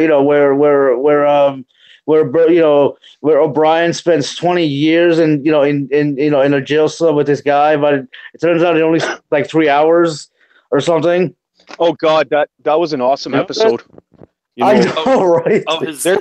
There's a moral question for you, right? If we develop something like that, like if I don't know, do you guys watch Black Mirror at all? They were talking about that too in the hangout earlier. That Steve had mentioned that, and Anti-Ordinary had said it was good, and who else was from the UK? It's a UK show, isn't it? Yeah. Well, it's a lot of it is just implants in your brains for Facebook and new eyes and stuff. And a punishment is they can dial up how long you experience. So it's the same thing as that O'Brien episode. So if we get that, would that be a proper punishment? Do you guys feel that? Because not only has that person experienced 40 years in jail, which as the episode showed, drastically alters you, except you're still in the present, you still get to see your family, but now you're screwed up. The family's normal, but they don't understand why you're screwed up. You know what I mean? In a way, that would be better. In another way, it wouldn't be, because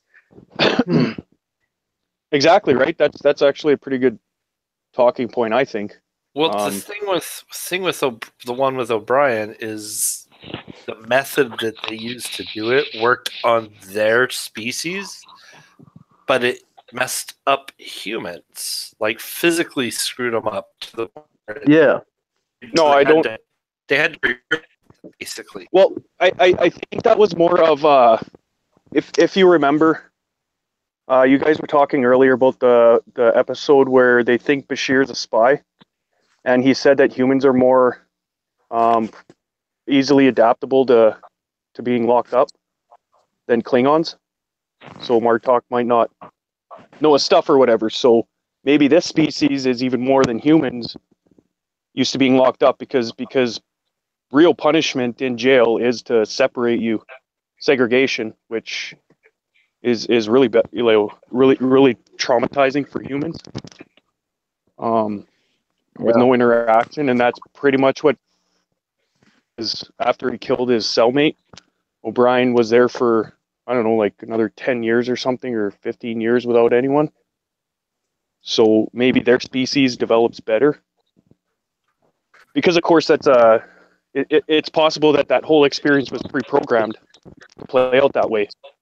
It was never, they never stated that it works that way, or it just the program adapts to whatever happens. You know, they didn't really specify, but Yeah. you know, but it's because humans can't be alone for decades. That makes you go crazy. But then they put his friend. And what's that? They had his friend with him too, though. No, he actually made a friend. They threw him in with this alien dude, and then he kept, you know, they became friends, because what the hell do you do when you're in a cell alone? But be friends.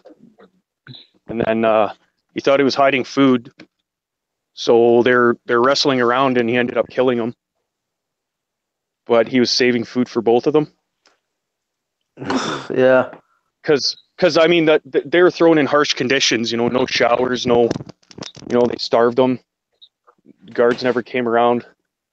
So I mean, if you did a normal, you know, call it a Western jail again? Proper one, you go, you mop the floors or whatever the hell, or work in the kitchen, and you go back.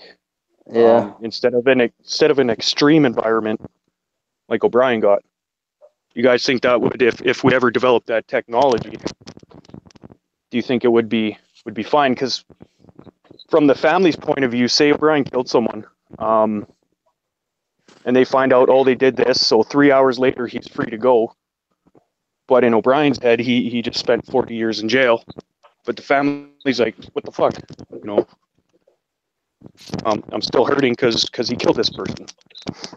Honestly, I think personally, I honestly think that would be better, because no actual time has passed, at least in the real world, or what we consider the real world. I mean, in your head, yeah, you know what I mean. Time, like, I don't know.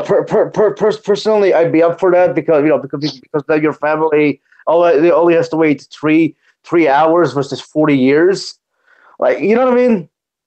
Again. Yeah, and it kind of touches on the, you know, the whole morality that our justice system is supposed to be around, which is people screw up, they make bad mistakes, you need to pay for them, but you know, which you still get to live your life and raise your kids, but now you served your punishment, you know. This is why this is why I love the Norwegian prison system, because they're more interested in rehabilitation than punishment. I mean, have you seen their jail cells? You get a window. You get to go out and walk on the entire island. Where is that at? Fucking paradise compared to America. Where is that at? Norway. Okay. Yeah, I've heard you guys have really good ones. I mean, well, I'm not in Norway. I live in America. I'm just saying, Norway ones are better. Okay. No, yeah, I've heard they got like really low recurring crime rates. You got a choice between an Xbox or a PS4. Here's the thing. Here's the thing. At some point, you have to ask yourself, and I think this might go into a morality thing too, because we have to think: does the person have control? Is like free will?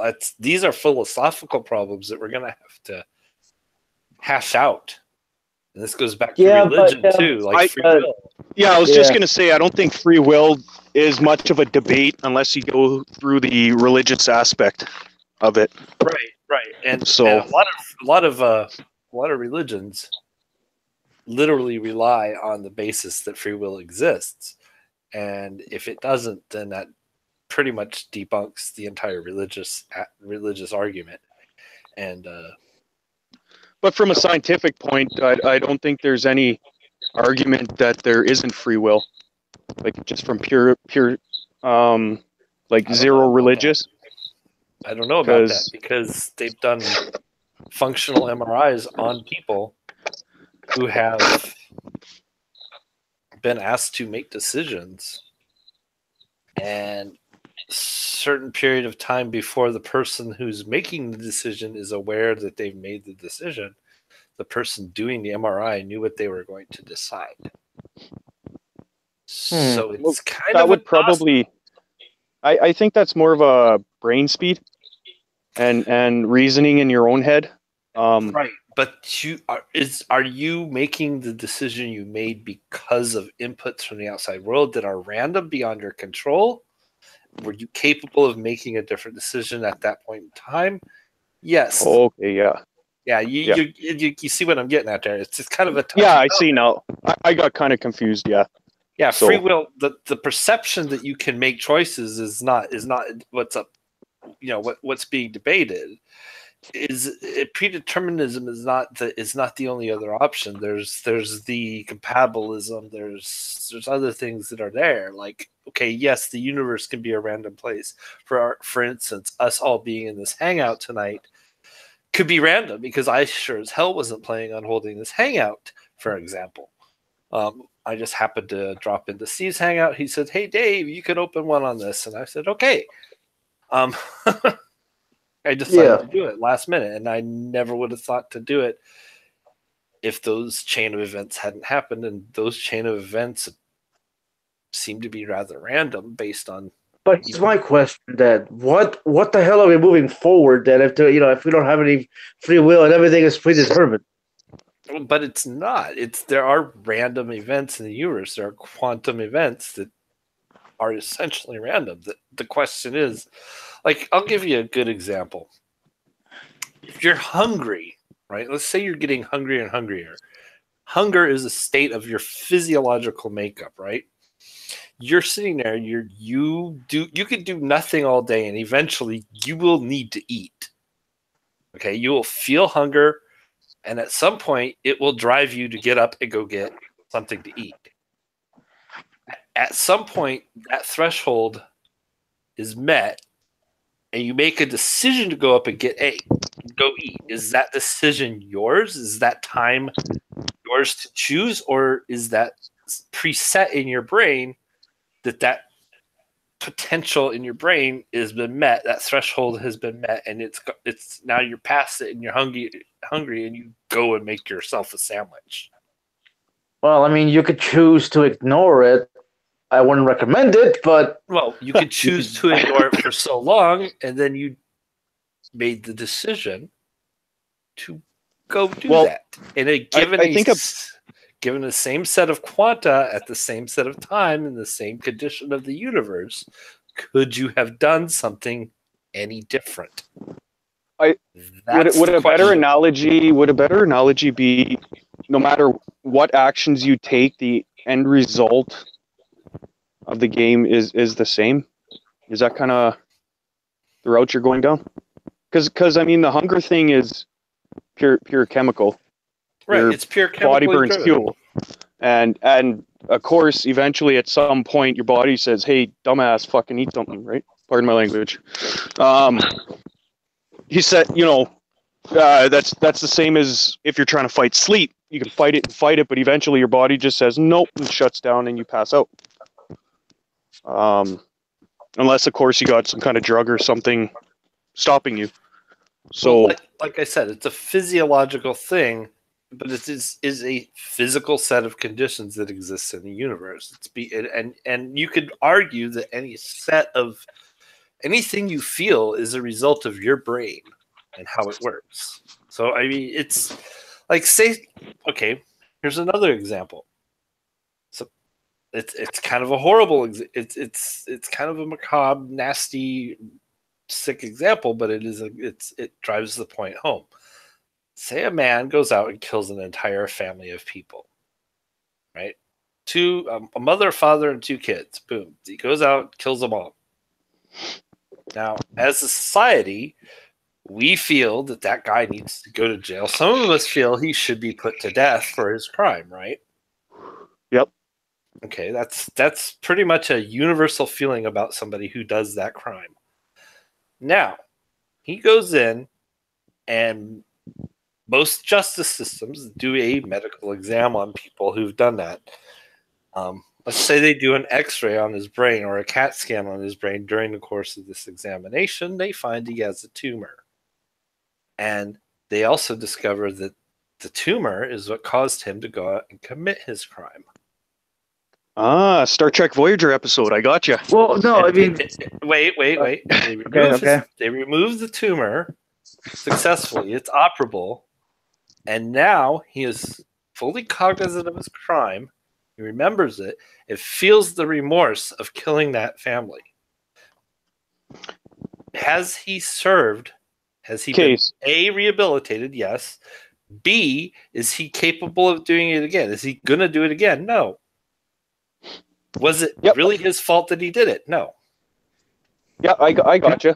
Can I at what point?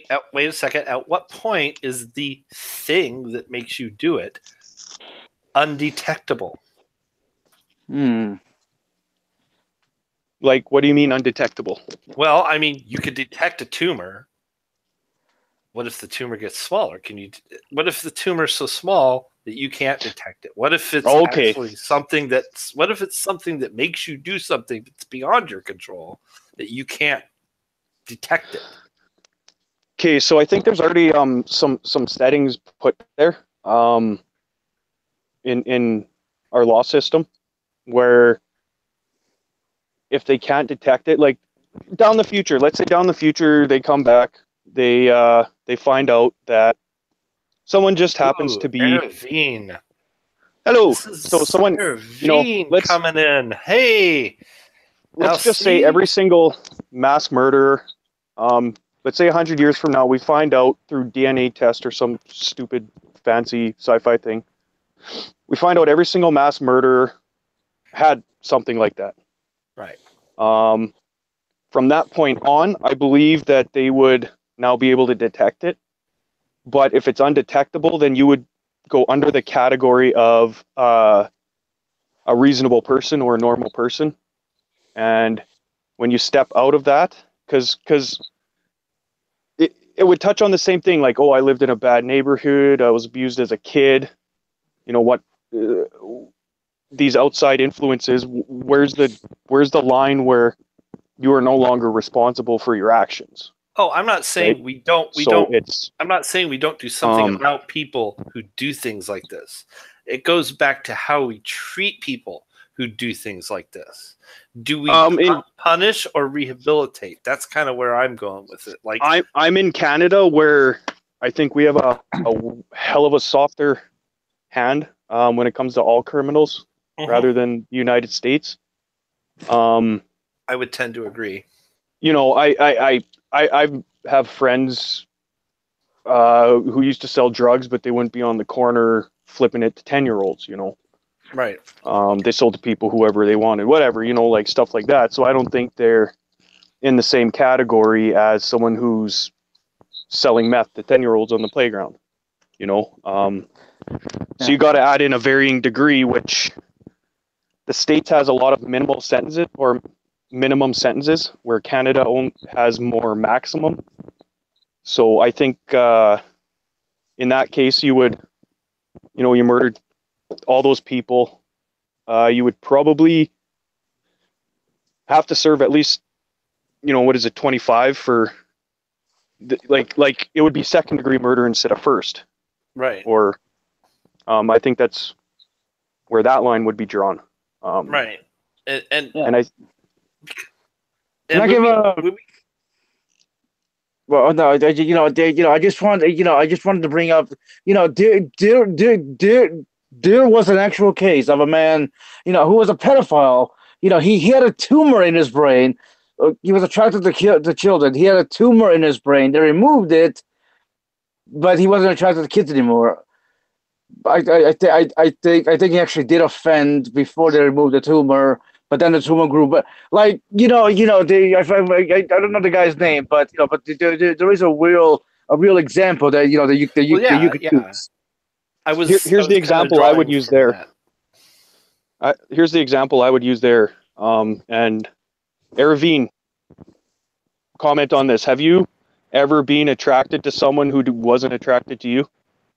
Oh yes. How about you guys? You ever like high school yearning, like you look at them and you just daydream, that kind of thing? Yeah, too many times. Definitely had the reasonable person. The reasonable person goes home to their girlfriend or boyfriend and fantasizes about them, or has alone time in the shower or whatever, right? So all these pedophiles who are attracted to kids use that same thinking. Well, you're attracted to these kids, don't touch. Just go home and fucking be a sicko there, right? So my personal opinion is there is zero reason why, even with this brain thing, that he's attracted to kids. If he has impulse control in other parts of his life, he can impulse control not touching a kid, period. Yeah. Because he didn't. It's a tough call. Just from the scenario he gave, he didn't run out and he was really hungry, so he stole something. So, or every time someone looked at him weird, he hit them. So he didn't have an impulse control. So, and that's pretty much what it boils down to. Is they're these sick fucks who go out and do that. Right. And I get that. I am not in any way excusing people's bad behavior. That's not what I'm trying to do. No, absolutely. Like if I was a prosecutor, that's how I would lay it out.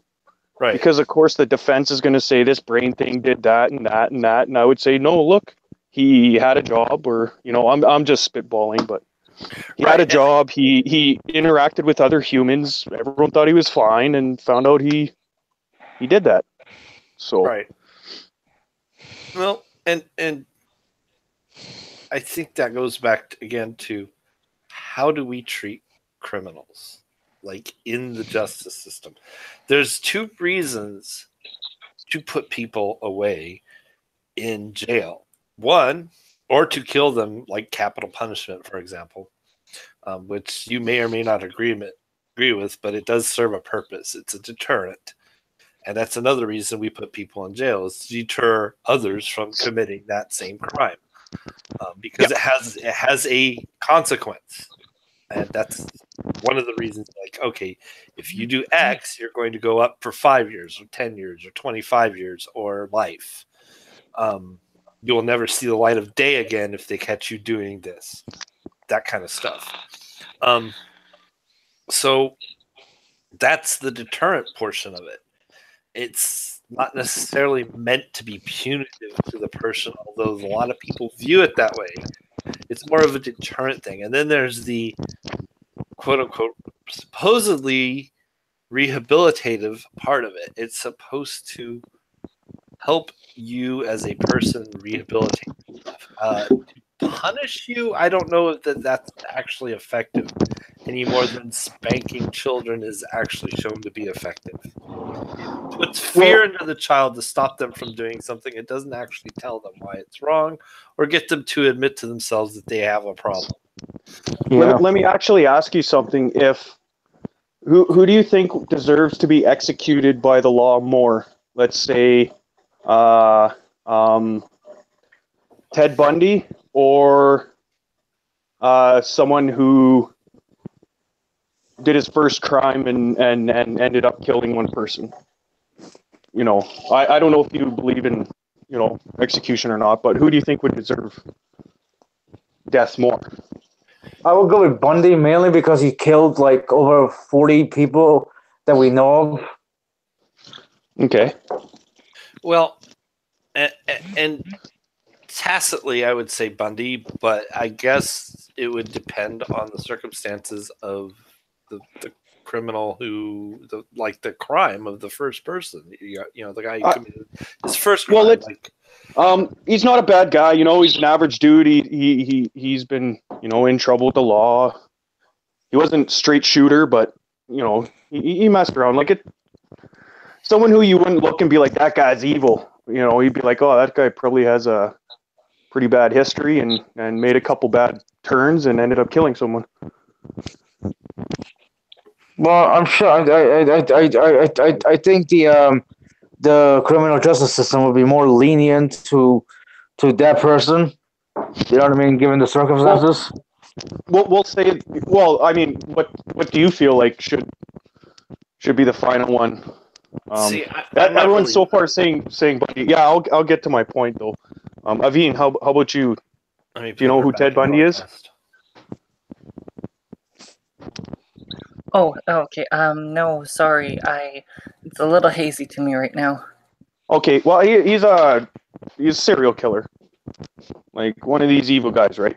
Because it goes back to what I said about O'Brien being locked up. Is the worst punishment for a human is to be locked up and away from everyone. You know, and so it's actually would be more humane than to execute the guy who just screwed up and killed someone, basically. Give him a quick death after a couple of years or something, and make Bundy live his whole life every day sitting in a cell by himself. You know, it would be because to me, he's a worse person. He's more of a drain on resources.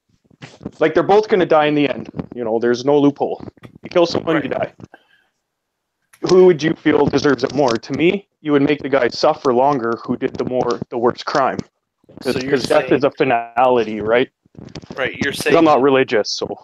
You're saying punitively, it's more punitive to actually make someone sit around waiting to die than it is to just kill them.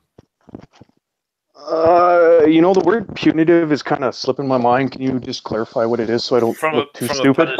From punishment standpoint. Like more justice, right? More just, yeah. Yeah, absolutely. Absolutely.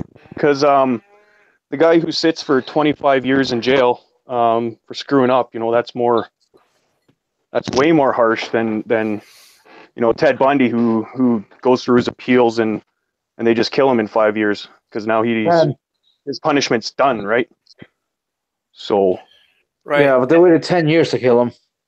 And see, that's another thing. That's another thing with religion. I think you'll notice that a lot of religious states, like I'll take Texas as an example. Texas is known for being religious. They're a southern state. They're red. If you're not a Republican religious nut, Texas, you're a minority. So, you know, and they have capital punishment in Texas. Like, that's a big thing. Like, they're almost proud of it there. And so they think that if you get killed, you're going to hell. And for me, I don't see it that way because, you know, I'm an atheist, and to me, it's like, oh, so what? You killed them. You ended their time here. Big deal. That's it. They don't exist anymore. How is that punishment? What did you do? Well, I'm kind of with you on that one. But remember again, you know, before they flip the switch, if you're Christian or whatever, you say, "Oh, God forgive me, I love you," and you're forgiven. You go to heaven, right? Right. You could actually beg for forgiveness and mean it. And then you think you're going to heaven, and you just use your get out of jail free card, and you're home free. That's an extreme oversimplification, but yeah, you know. So to me, to keep someone locked up forever until they die of someone shanking them or old age or whatever, that's actually a more just punishment for the worst types of people.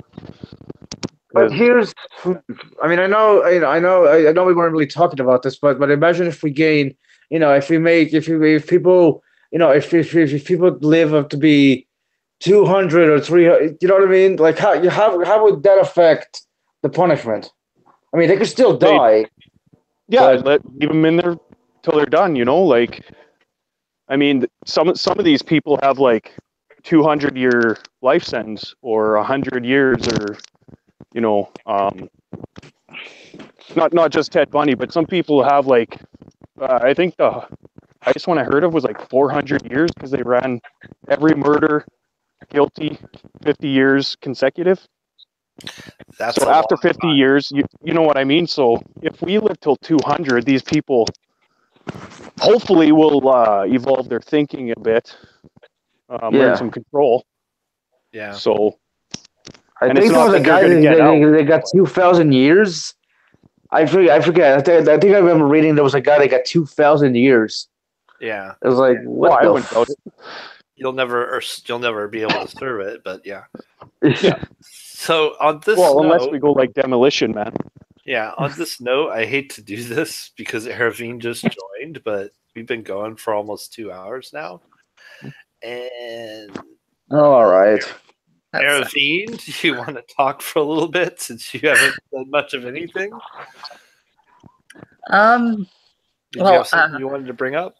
It's been a while since I actually got onto a hangout, and I was too into my show earlier.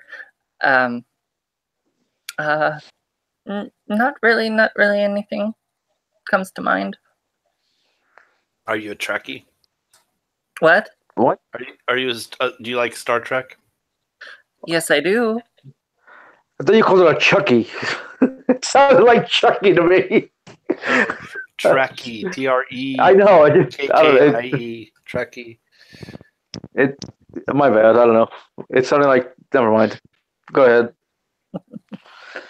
I do like Star Wars. Actually, when I was little, I think it was my birthday, and this was back in Prince Albert.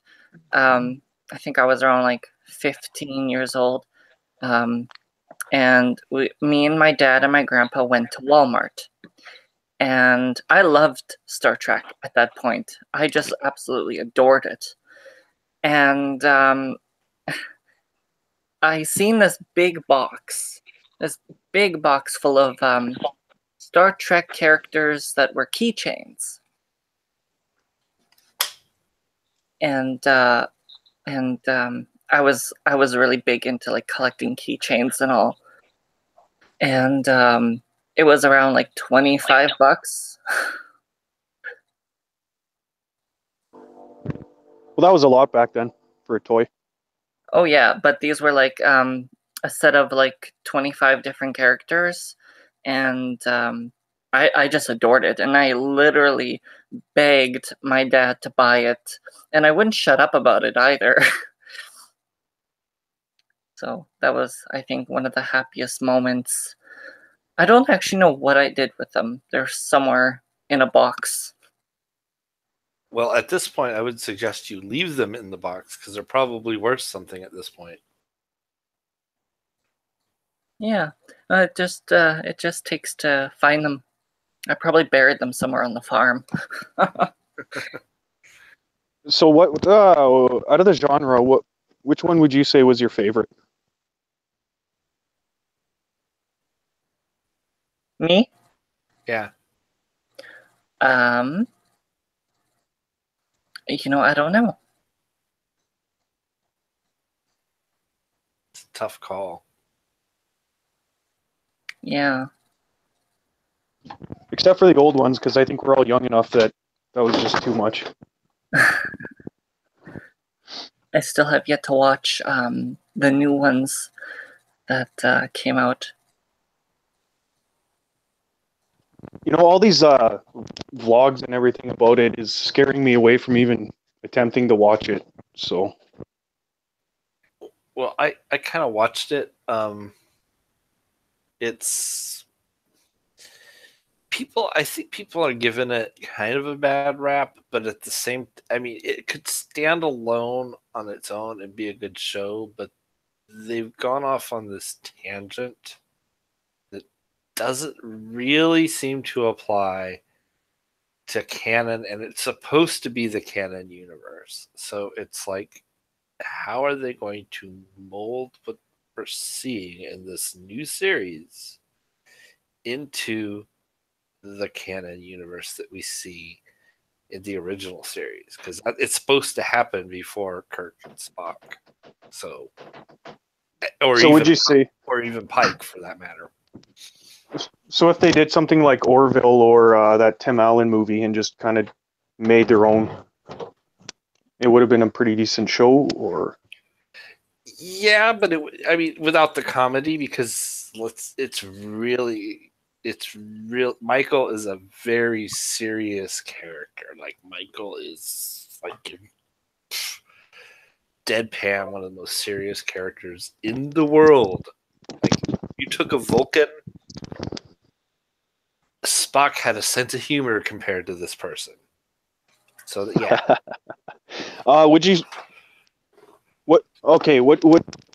So you've seen some of it, right? Oh, or you're all caught up, or whatever. As far as I know, I'm all caught up because I think they finished the first season. Okay. I don't think they're actually made a second season, as far as I know. And I haven't gone back to. Did you enjoy it better than Enterprise? Did you enjoy better than Enterprise? No, I think Enterprise was actually Enterprise is another one I think got a bad rap. The problem with Enterprise is they kind of took it in a weird direction. Like they went.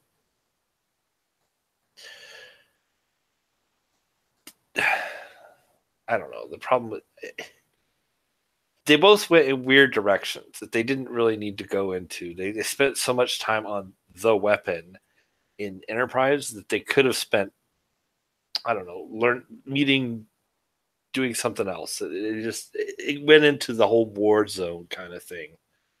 And that bothers me a lot because the original series was not about war whatsoever. So that's my take on Enterprise. But, I think Enterprise fit in with the original universe a little bit better than this does, and this is supposed to fit in with the new universe. So I'm really kind of disappointed because I don't see how this is going to fit in. To be honest with you, I really don't. If they make it fit in and it manages to do so seamlessly, it'll be a big surprise.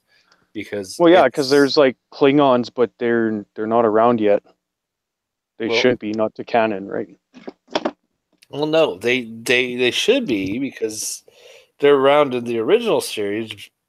One, their appearance is off. Two,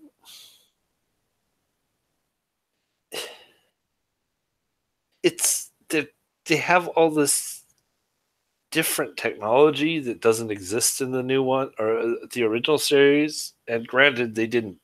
The original series is based on the special effects of the 60s, but still, it's like if you're trying to make it compatible with that, you have to allow for that. You have to say, okay, well, we have to fit it in.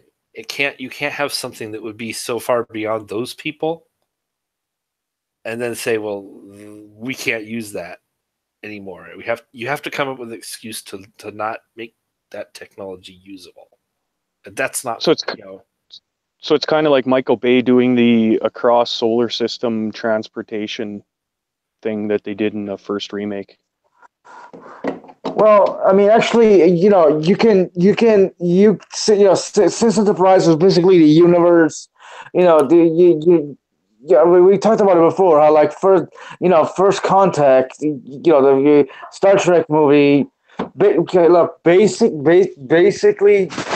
Enterprise was the continuation of the First Contact universe. All right, so there would be so there was bound to be changes to the timeline. Right. Enterprise takes place after that in the alternate universe. Right. So you can kind of explain it that way. Yeah. They pulled an X-Men on it. Right, but this they don't link it with Enterprise. They do mention, I think they mention Captain Archer in one, like at one point, they mentioned Captain Archer. Yeah. But that's it. Like, as in one of the captains in the past. But that's like, okay, you would expect that if they're trying to fit it in a little bit. But they have, like I said, they have technology that speaks to a technology that would just not be available in any of the other series, as a matter of fact. It's not even that it's not available in the original series. They don't bring it up anywhere in the Next Generation, Voyager, DS9, at all. It's just we're talking about Discovery, right? Not Enterprise itself. Okay, never mind. Discovery. Yeah, they have technology in Discovery that just flat out doesn't exist in the other ones. It's not mentioned. It's not brought up. It's like, why would you invent this thing to make the Federation win a war, basically? And I'm basically, spoiler alert here, the Discovery series, because this has all been out for months and months and months now. And if you care to go watch it, go ahead. But they win a war with this technology, and it doesn't exist after that. Why the hell would you do that with something that you won a war with? Like, we won a war with the nuclear weapons. We use nuclear technology for energy. We use nuclear weapons to keep the world from blowing itself up. I mean, it's kind of a sick and twisted way of keeping the world from blowing itself up, but we have to keep using it. Otherwise, the world will blow itself up. So, I mean, it's not like we just mothballed it when we were done with Hiroshima and Nagasaki. We kept trying to out of the bag. Yeah. I don't know. I would probably have to watch Discovery in order to make, to make a any. Yeah, never mind. So would it be kind of like the Voyager episode with the Omega particle? I think they called it. It was just this magical, explosive, super thing that just pops up and every captain knows about, but no one talks about ever. Right. The Omega but particle. at least in Voyager, it had the possibility that it could go somewhere because it was a new thing. Well, yeah, they did tie it in. They did tie it into some of the stuff from Enterprise, the area that they couldn't use subspace. Right. I mean, they couldn't go higher than warp or whatever. Yeah. Right. They tied it in, but they didn't actually make it. They made a new thing, and it could have gone forward. This, they're trying to make it something in the past that they never talk about ever again. Come on. Yeah. I don't know. Because this has to fit in a span of basically 150 years somewhere. It's like, wait a second. How does this thing exist in this 150-year span, and we never hear about it again in another 400 years? Right. Okay. Why didn't anyone think of it again, right? Or mention it or bring it up as a possible way to win a war with the Romulans or anything at all. Yeah. And on that note, I got to end this because according to Brian Stevens, Steve is going live with Shannon, Q, and Jamie, whoever Jamie is. I'm not sure, but all right. Awesome. I guess we can end this. Star Trek sucks. I'm kidding. I love Star Trek. We like Star Trek, and that is it. Good night. Awesome. Thanks for having me. Bye-bye.